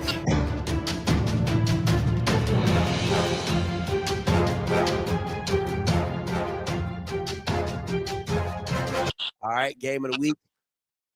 The Big Dogs. This is a matchup that is going. Listen, this matchup has been good every year that they play. Last year, South Carolina State got the better of them at home on a Thursday night. I believe this game was on a Friday night. And now I believe it's at Kelly Olynyk, whatever that stadium is called. It's at NCCU's home. This one is going to be for all the marbles. Is this our first all MEAC game of the week? It is. Oh, no. Dale State. No, was Dale State Norfolk the game of the week? If it wasn't, then yeah, this will be the first all MEAC game of the week. I like it. So let me just give you a breakdown. If South Carolina State wins, they control their destiny. The matchup is to Delaware State and South Carolina State. That would be the game that determines who goes to the MEAC SWAC Challenge. I mean, goes to Celebration Bowl. NCCU beats South Carolina State.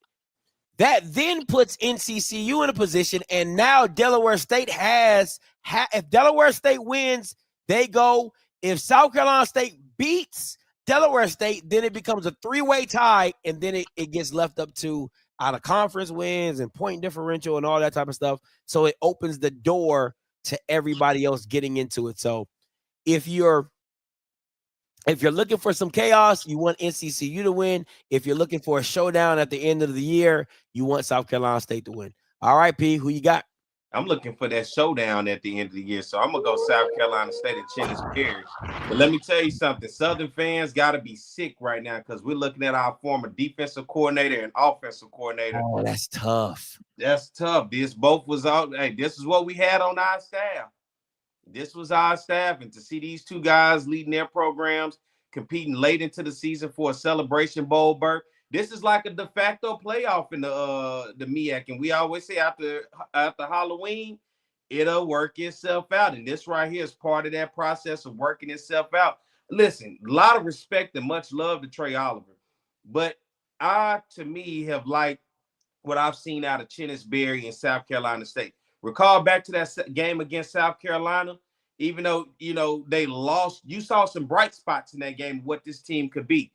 And they have handled business week in and week out. But once again, like last year, South Carolina State got this victory and kept North Carolina Central with one loss in conference play out of the Celebration Bowl. Here we are again, where a loss to South Carolina State for North Carolina Central pretty much ends the season for them moving forward in terms of postseason. For South Carolina State, can they repeat? Can they get back to that promised land? And can Chennis Berry in year 2 get there? But I'm looking for the matchup next week with South Carolina State and Delaware State. So for that to happen, for that matchup to me manipulate my poll, for that to be a big game, I need South Carolina State to get this victory. I'm going to tell you now, if South Carolina State loses and North Carolina Central wins, North Carolina Central goes in my top 5 next week.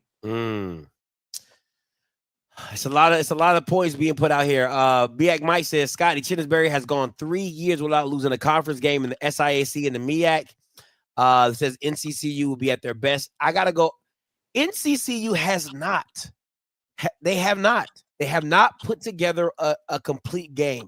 Last night when I was on HBCU Nightly, I of course I want NCCU to win because I would like to put a dent in the South Carolina State armor. But I do think South Carolina State is the better team. They've, from where they were in the beginning of the season, kind of like they didn't know who they wanted to be. They have really got it rolling with Atkins. That passing attack has really came on strong. The running game is really good. The defense has showed up in times as well. So I'm going to go South Carolina State. My score for this game, South Carolina State's been averaging at least over 30 points. I don't think NCCU's defense is all that great. I'm going to go 34.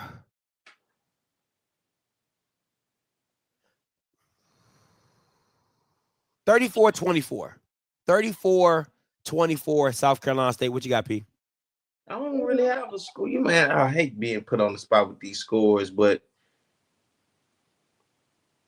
31-21 South Carolina State. 31-21 South Carolina State. Okay.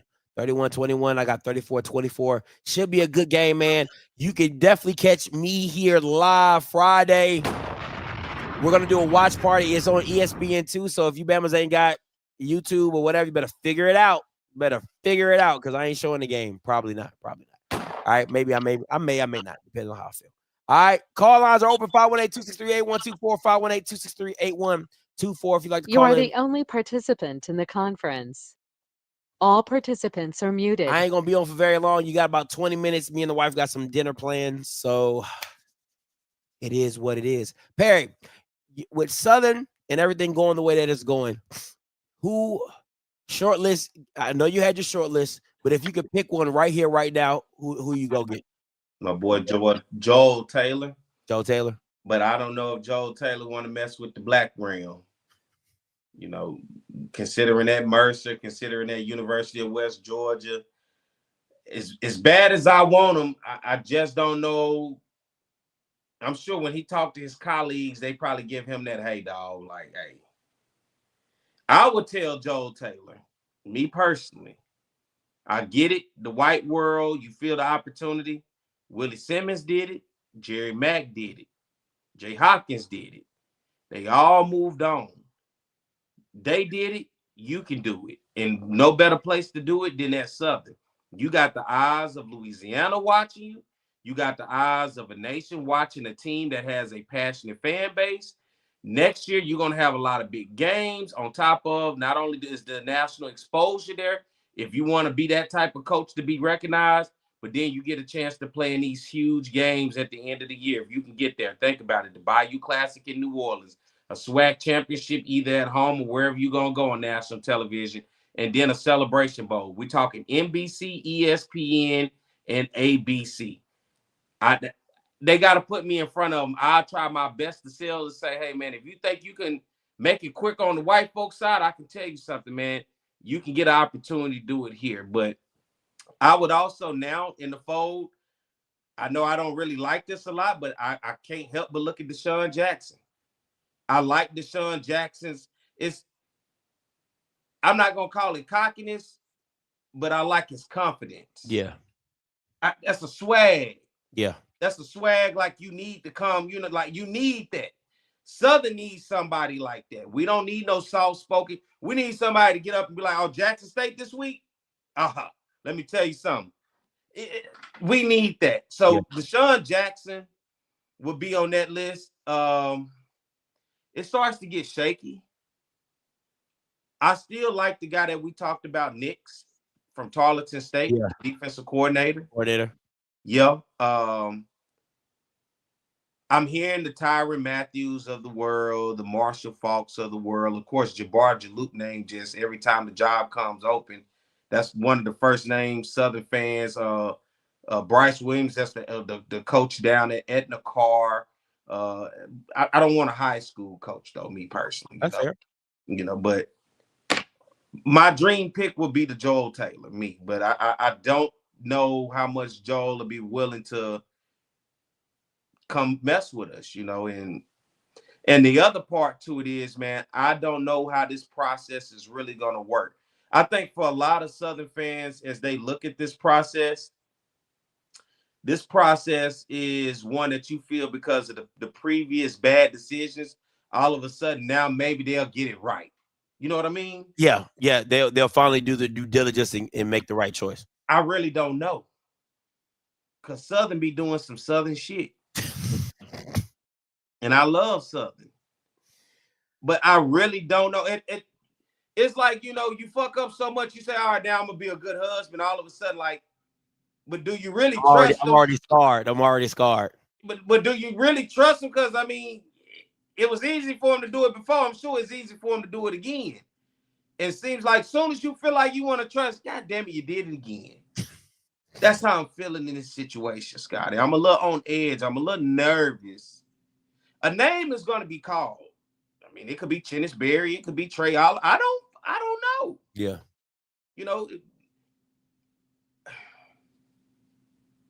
I just don't know what the powers that be at Southern, what they want. Because once again, I'm not a power that be. I just try to speak to them. But once again, it's like, well, who is this Perry guy? Right? Because my money ain't long like them. That money loan, they don't want to hear about a nigga like Perry, right? But I don't know what the powers that be. Are they looking for familiarity? Somebody who's been a part of the program, somebody who they know? Are they willing to go outside of the box and say, let's go completely out of the way and do something different? I don't know. And I think that's the part to this right here, because we tried it with the Eric Dooley. We tried it with the Terrence Graves, and everybody on this staff damn near either played at Southern, coached at Southern under Pete Richardson. So they're very familiar with what it means to be a part of a winning program at Southern, but it didn't work the way that they wanted. So that's the familiarity. I don't know if they still want that, if they still searching for that. I mean, I think the further you get away from that, the better. But the problem is that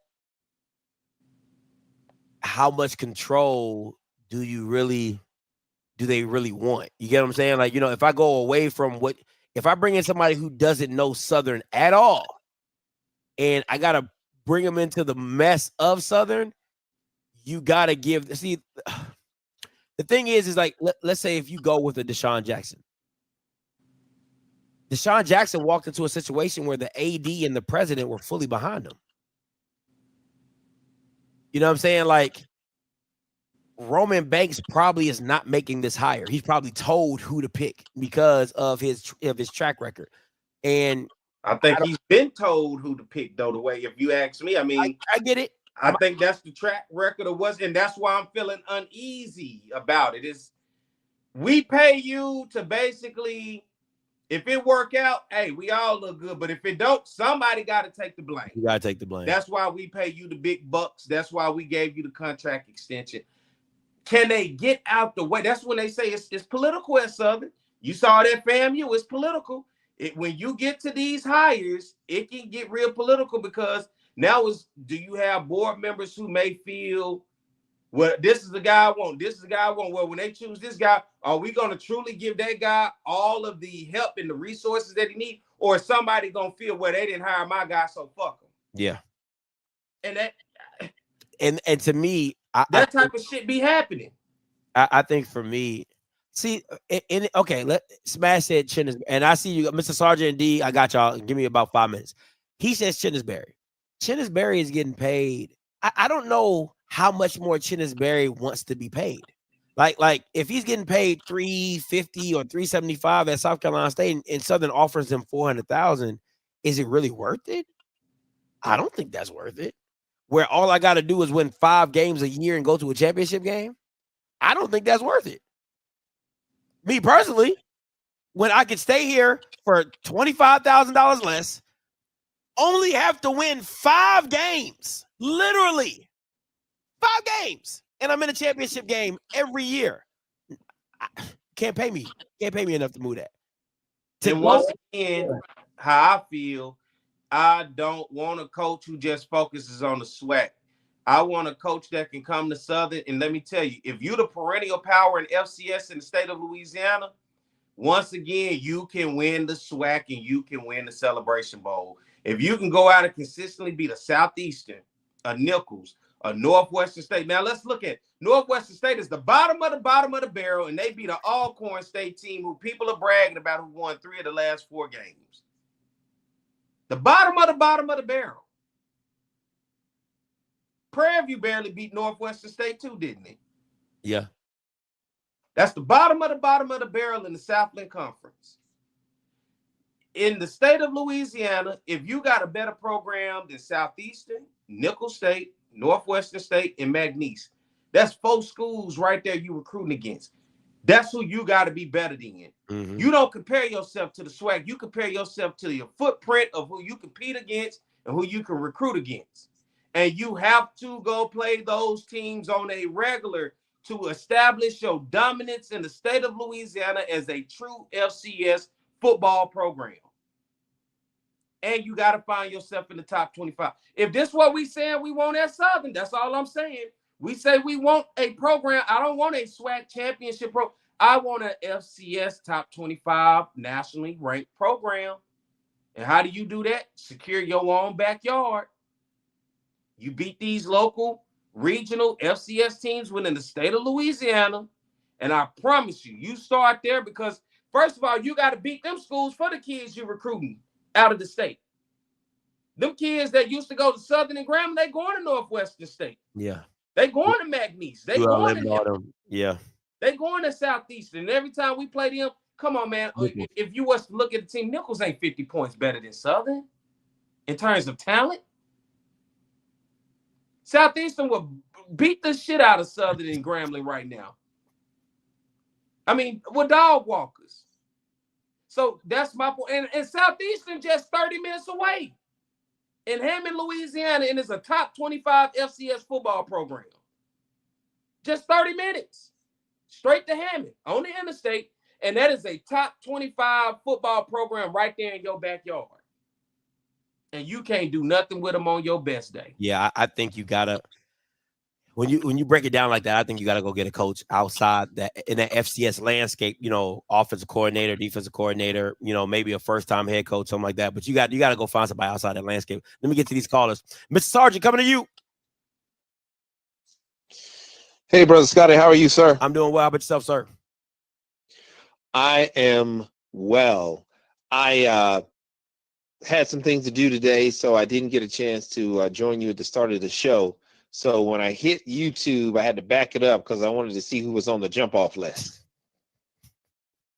And when I saw Southern at the top, I was kind of like, man, I missed that DSU one night stand. But boy, them Southern girls look kind of good up there. That Southern girl looked nice.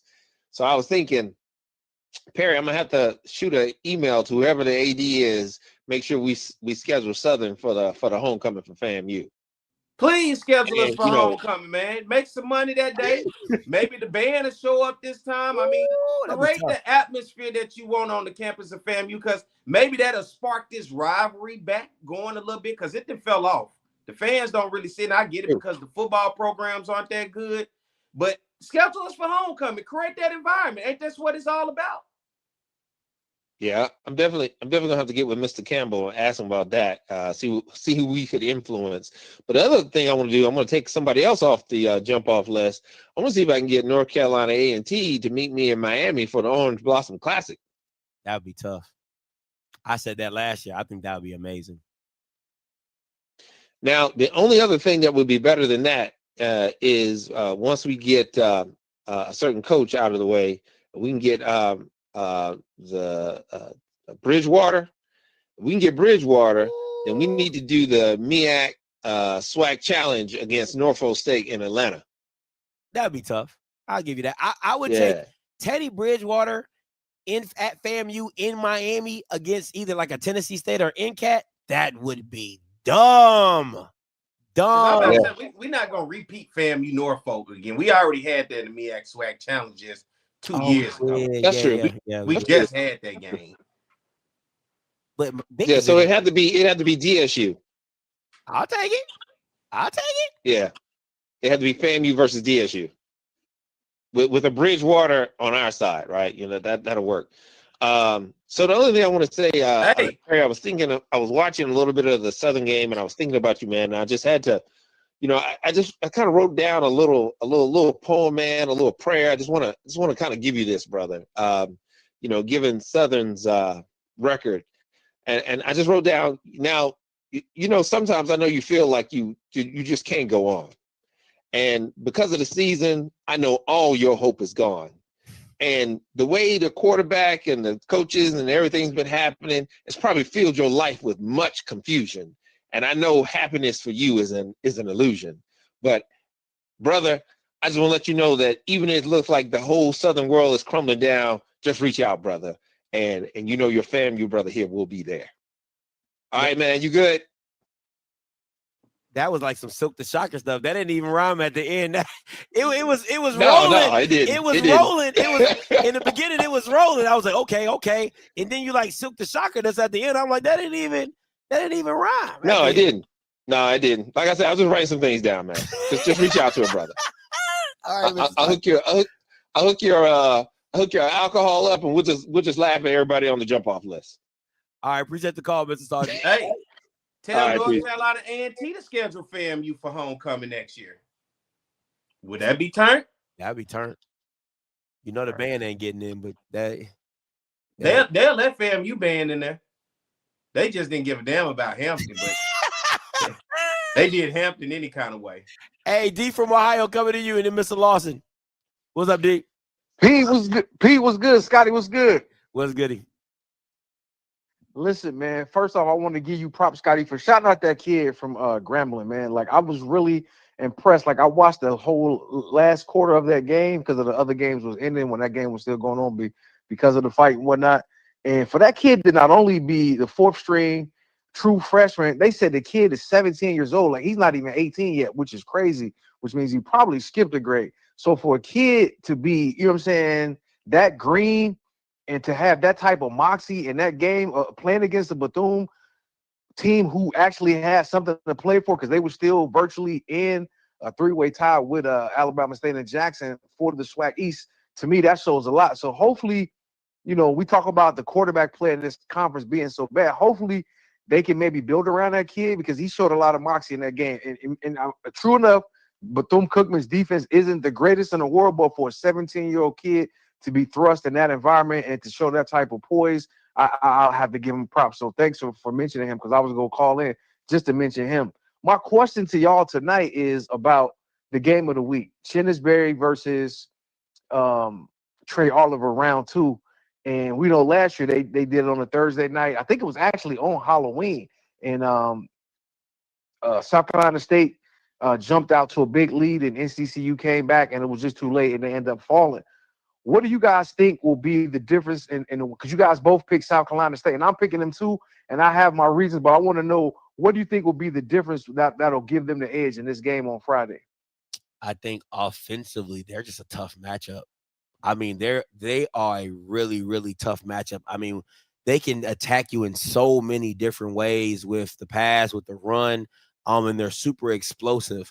For me, NCCU has had their defense hasn't done anything special to be like, oh, they're gonna stop this. They might contain it, they might slow it down a little bit, but to say they will stop something, it's hard for me to believe, because if you think about it, like Dale State, they couldn't stop the run, they couldn't stop the pass against Dale State.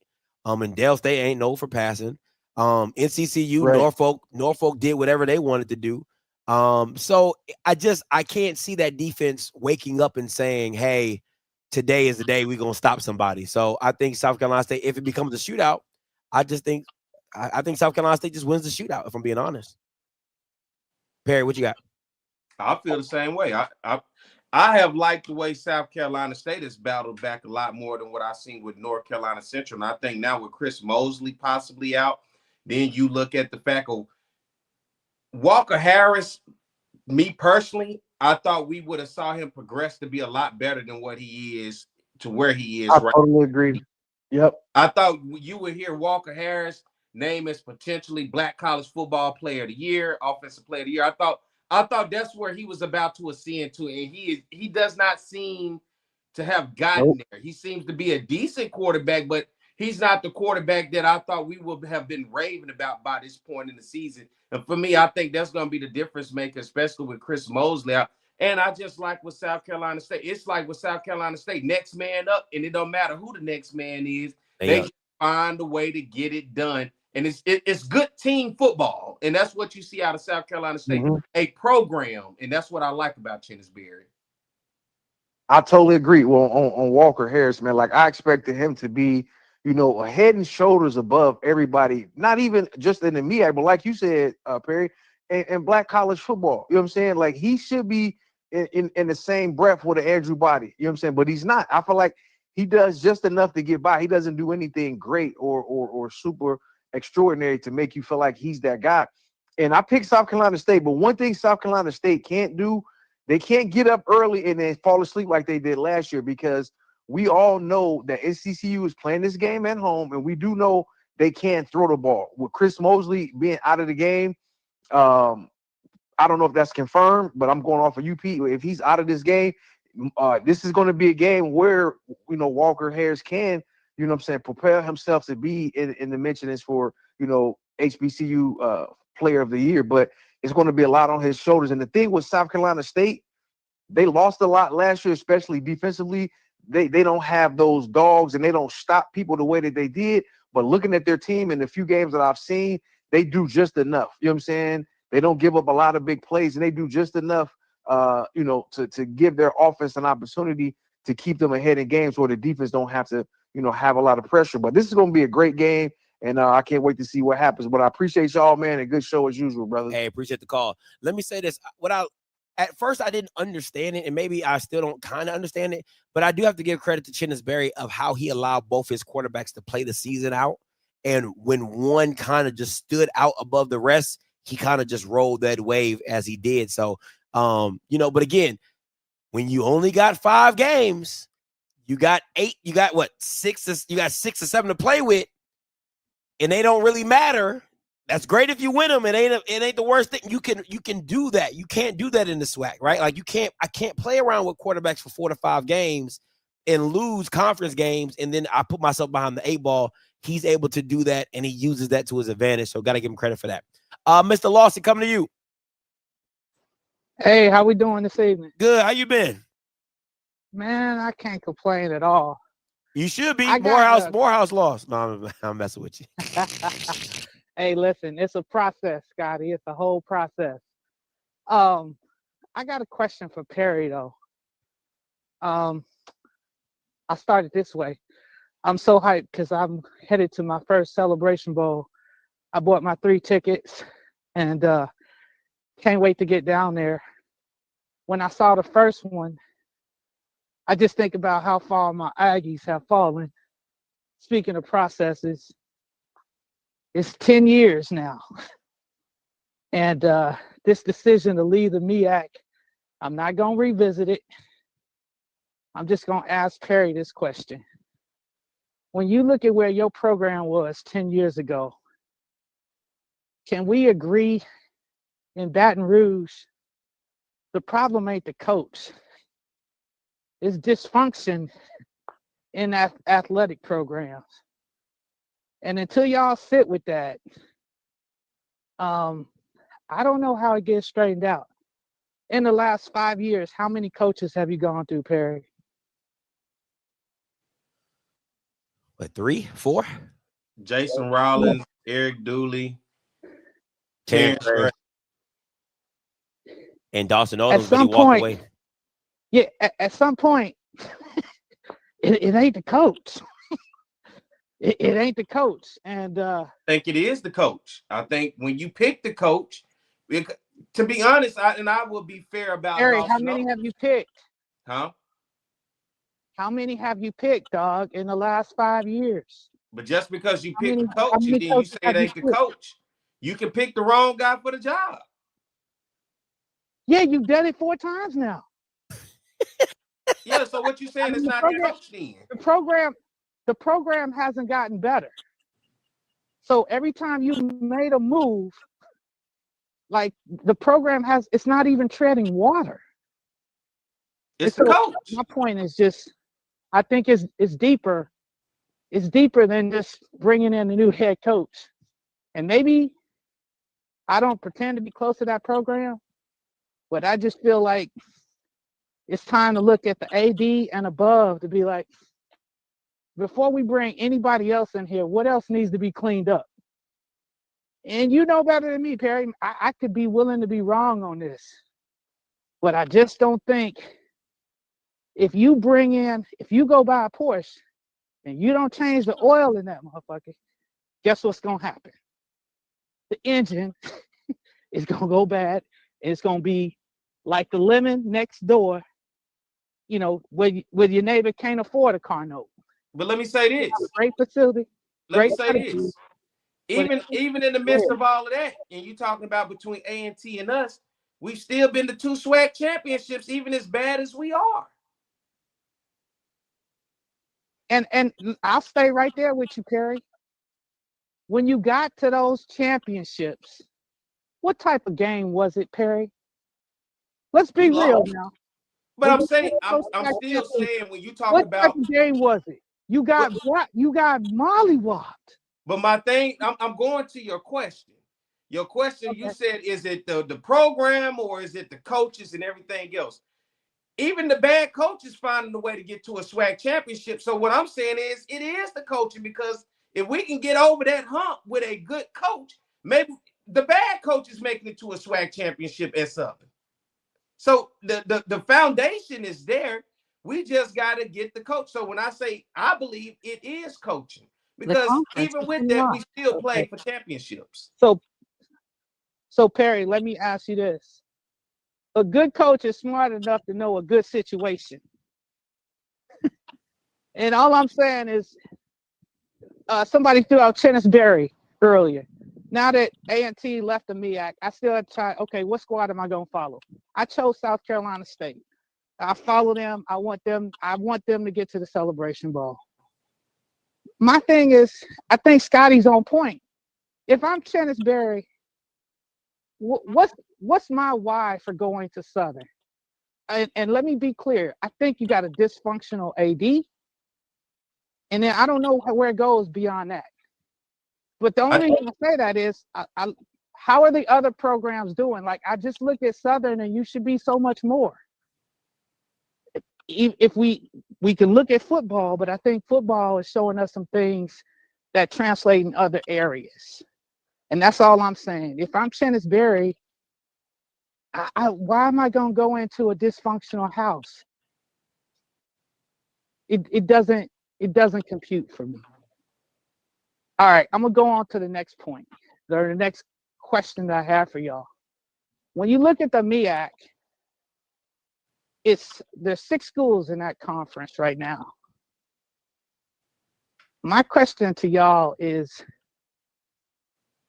that conference needs at least 2 more schools. Is there any conversation about what they're doing to fix that, or are we just gonna ride with this 6 conference setup? I'll tell you. I'll say this, and I gotta let you go. But I appreciate the call, Mr. Lawson. Okay. So real quick, 2 things. I agree with him on the Southern point. It's not a very. I don't think it's a plentiful situation to walk into at Southern because of the board and the AD and all the turmoil. Is it? Every coach feels like, hey, I'm that guy that can turn it around, and he could possibly be. I'm not saying they couldn't. I'm just saying it's not the most desirable situation because of all the turmoil. Now, going back to the MEAC, I think that's everybody's issue. I think that's all the schools' issues with the commissioner of the MEAC is that what are you doing to solidify the MEAC in the football aspect and adding new programs and not just asking broke teams to be elevated and try to make them more and put a bigger financial strain on D2 schools to be in that situation, except, maybe going to get a Morehouse or Clark Atlanta that has the funds, but I don't think they should be in the MEAC. I don't think a Clark Atlanta or a Morehouse should be in the MEAC. That's just me personally, but hey, to each his own. But I'm gonna take these last 2 callers because I gotta get up out of here real quick. 4505 coming to you, then 9122. Hey, caller, you live. Scotty, I know you got dinner plans. It's gonna be a quick question. Hey, fellas, how you doing? It's good. Andrew Body this weekend. I know we're still waiting on his status at Bama State. And we're playing Valley. Would you play him if he's available, or would you go with Snoop? Listen, enjoy your dinner. Hey, appreciate it. I would play him. I think one of these games, I think you should play him. If it's against UAPB, if it's against Valley. And if I'm Andrew, I should want to play if I'm good because I don't want to be in the portal and them think that I can't throw the ball. If you get what I'm saying, because the last time you seen Andrew is he's walking off the field with his arm like this. And if he jumps in the portal, everybody's going to question whether his arm is good. So he needs to come back in one of these last 3 games, throw the ball around, run around, do his thing, and then hop in the portal and off to a sunset. You know what I'm saying? Go off into a sunset. Anything with you, P? All right. Last caller, 9122, coming to you. Hey, what's up, fellas? Real quick.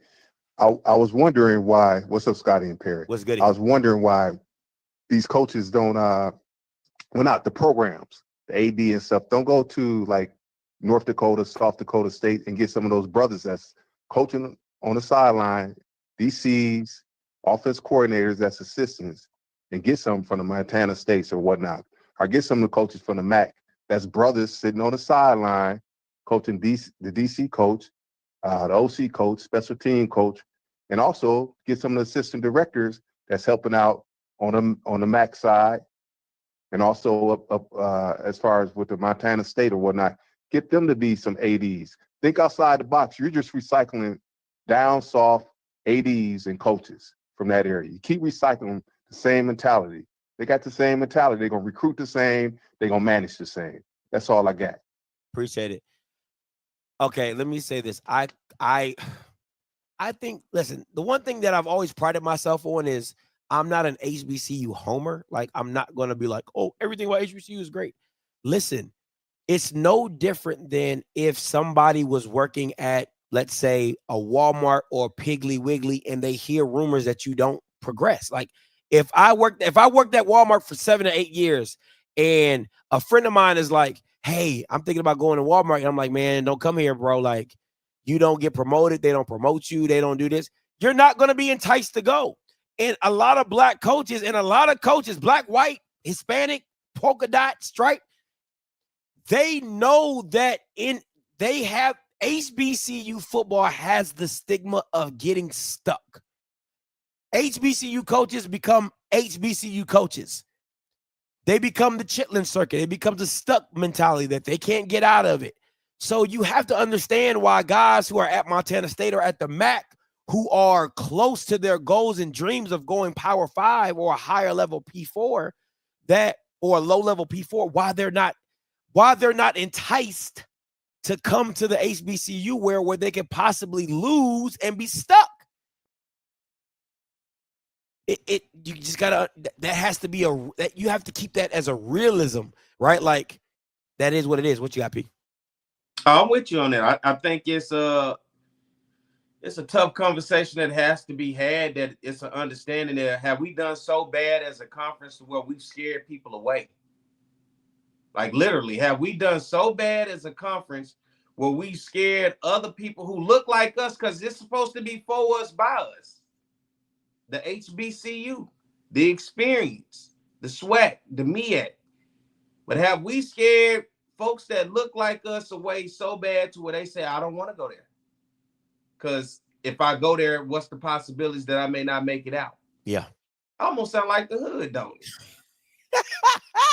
I mean, I don't want to put it that way, but don't it sound like that? It do sound like that. Yeah. You do sound like that. You finally got a couple white neighbors, and then now this house opens up on the market. Wonderful house, great price. Just, I don't like the neighborhood. I don't. But I can't beat the deal for the house. Really, I got a whole baby mansion. But if I get over there, I'm gonna be stuck with them niggas. And the thing about it is, and I'm sorry to say that, you have to blame the ADs. I'm gonna just keep it a bit. You have to blame the commissioners, the presidents, the ADs, and the coaches to some extent. Coaches but the ADs, presidents, and the commissioner, you have to blame them because they're okay with playing Lincolns. They're okay with making 11 game out of conference in conference game schedules. People are not making them have to elevate their program. They're not making them have to go play these guys and elevate their program to say, hey, you come here, we're going to play top FCS competition. We're going to play lower level Power 5 or lower level G5 guys and give you the opportunity to show off your talents and your skills as you are as a coach. It's not that. It's a lot of, we're just going to play the lower level. Go ahead. It should be the premier opportunity for any African-American up and coming in the coaching profession to say, I can go to Southern, Grambling, FAMU, Jackson State, Prairie, whichever one, go over there, build something, and then be able to jump to the next level and keep that revolving door of whatever that next hot young talent that can be within this football division. It shouldn't be, this is the graveyard. If you go there, stick a fork in you. Yeah. It should be the opposite way, but we have to continue to elevate our programs. But I think we often get so stuck to where those who see the programs where they are, you only see them because you're not seeing the bigger picture. You don't see the landscape. You don't understand what it is that these coaches are chasing. It ain't necessarily just chasing white, because at the end of the day, I think HBCU just makes up a very small portion of the overall football landscape. I mean, it's 100+ teams in HBCU football, 12 of them in the SWAC in terms of Division I, and 6 others in the MEAC. 2 in the CAA, 1 in Ohio Valley Big South Conference. Now we're still talking about another 100+ schools to go. So I think we got to understand that, how do we put ourselves in a position to just say, all right, if it's going to be HBCU, it ain't going to be the bottom of the barrel. It's the stepping stone. And one thing people got to understand, them days of them Eddie Robinsons and stuff, stop thinking you finna get a coach that's going to be at your school forever. Facts. Understand, if you're going to get somebody, just look at the group of fives. Look at what Arkansas State did with Gus Malzahn and everybody else who went there for 2-3 years, made them bowl eligible one, and then they went on to the big Power 5 schools. Consider yourself to want to be in that situation to say, hey, we'll be the revolving door, but every time we're going to attract the latest and the best new coach that's out there, because we have the track record of sending you on. It's the same way if you getting an athlete and sending them to the NFL. Guess what you're doing? You're building a network of wealth on the NFL side that ultimately comes back to help you on the back end. These are your donors. These are your givers. These are your resources to the next level. Use that same way with the coaches, because coaches are thankful for where they come from. They really are, especially if you gave them a chance when nobody else did. Yeah. You know, so and that's how you get the Deshaun Jacksons of the world. But go ahead. We got to elevate our brand to be marketable, to say, oh, because it really bothered me. That's why we had that conversation, you and I, even off the air, when it was saying Southern, it was like, well, why would a white coach go there? And it was like, damn, I thought we were a program that if anybody really saw it for what it was, with the venues we play in, with the fan base that's behind us, with the national television audience, with, you know, you would think that could be attractive, but then the first thing, well, why would somebody go there? Then when you hear a black coach, it's like, well, why would he leave the white school to come to your school? And it's like, damn. The harsh reality of it is, damn, are we looked at that bad? But in our mind, we so clouded we don't see it, because we're looking at it only from the black college space, and we're not looking at it from the football space, realizing the black college only makes up a small percentage of the overall realm of football. Let me say this. Let me answer this question, then I'm gonna go my point. I think if Quentin Gray runs the table in the SIAC and he goes very far in the playoffs, I think FAMU should. If Teddy Bridgewater is giving you a hard time, give it to Quinn. Let Quinn rock, because he's bringing a quarterback. The kid that he got down there in Division II would be a top 5 quarterback in the SWAC right here, right now, maybe top 3. Give him the job and let him do his thing. Let him do his thing. I absolutely agree with that. Let me say this. I believe there's a coach. There's a coach that I like. He would be a first-time head coach, I believe, in Division I, but he has Power 4 experience. He's at Arizona right now, and that's Alonzo Carter. Everybody calls him Zoe. The reason that I would like this hire at Southern, and I know you probably know because he's a first-year head coach, it is the connections that he has. Listen, there is not a black coach in Division I football. Let me tell you something. There's not a black coach in Division I football that does not know Alonzo Carter. I think Alonzo Carter and his California connection, and with his connection within college athletics and football, I think he could build a monster staff. He's put guys in the NFL for coaching. He's put guys at Power 4 jobs for coaching. He is the current assistant head coach at Arizona, and he's the running back coach as well as the recruiting coordinator. He's been the recruiting coordinator. I'm telling you right now, if Alonzo Carter got an opportunity to if he got an interview at Southern, I don't see why he should not have an opportunity to get a job at Southern, or if that Grambling job comes available, or if the UAPB job comes available. Like, he should be considered for any of these head coaching jobs because of his connections and his ability to put a staff together that would be immense. When I mean immense, I'm talking immense. It'll be crazy. Perry, last points, and then you can close it out.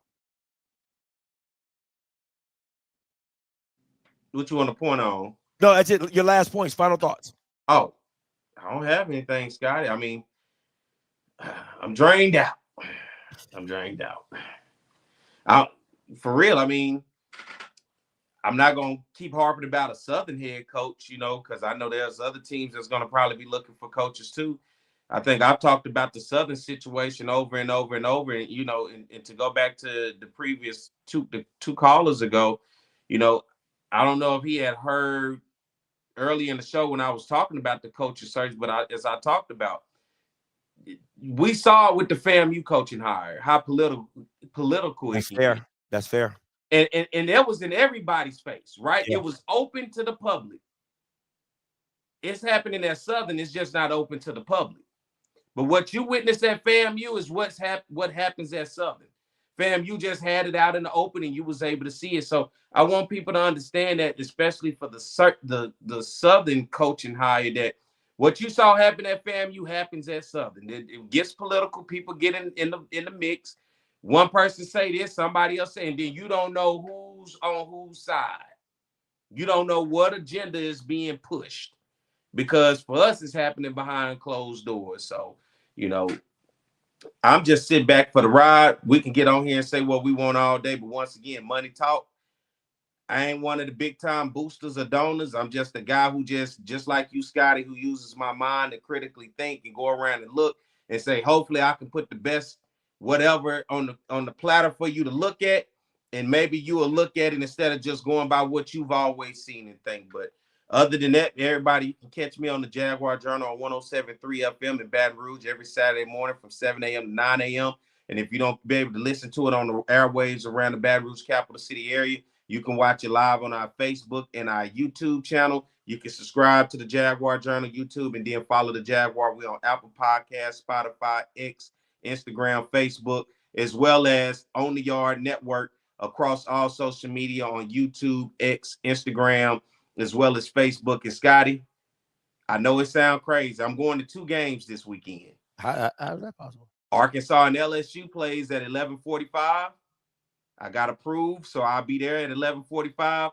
And by halftime, depending on how that game going, how I'm feeling, then I'll go over and I'm going to catch the Southern game at 2 o'clock. So I'm 2 games short. I'm SEC to the SWAC this week. I feel you. 3 teams with no head coach.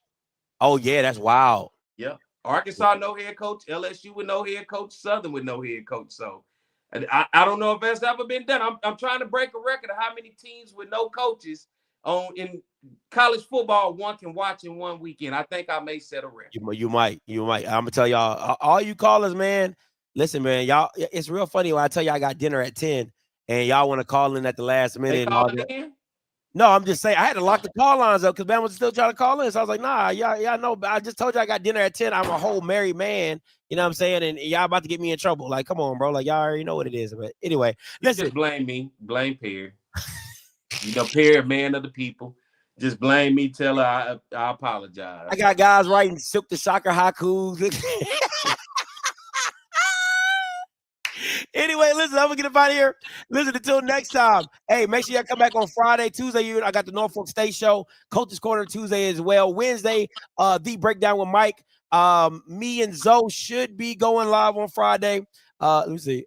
I'm watching. She said I'm watching the show. See, y'all see. Listen, me and Zoe should either come on Thursday or Friday, and then watch party NCCU South Carolina State. Make sure you're in full attendance. So listen, until next time, you know what I'm gonna do. I'm gonna holler. God bless. Why you got to say nasty shit, Ray? 'Cause I'm a nasty motherfucker.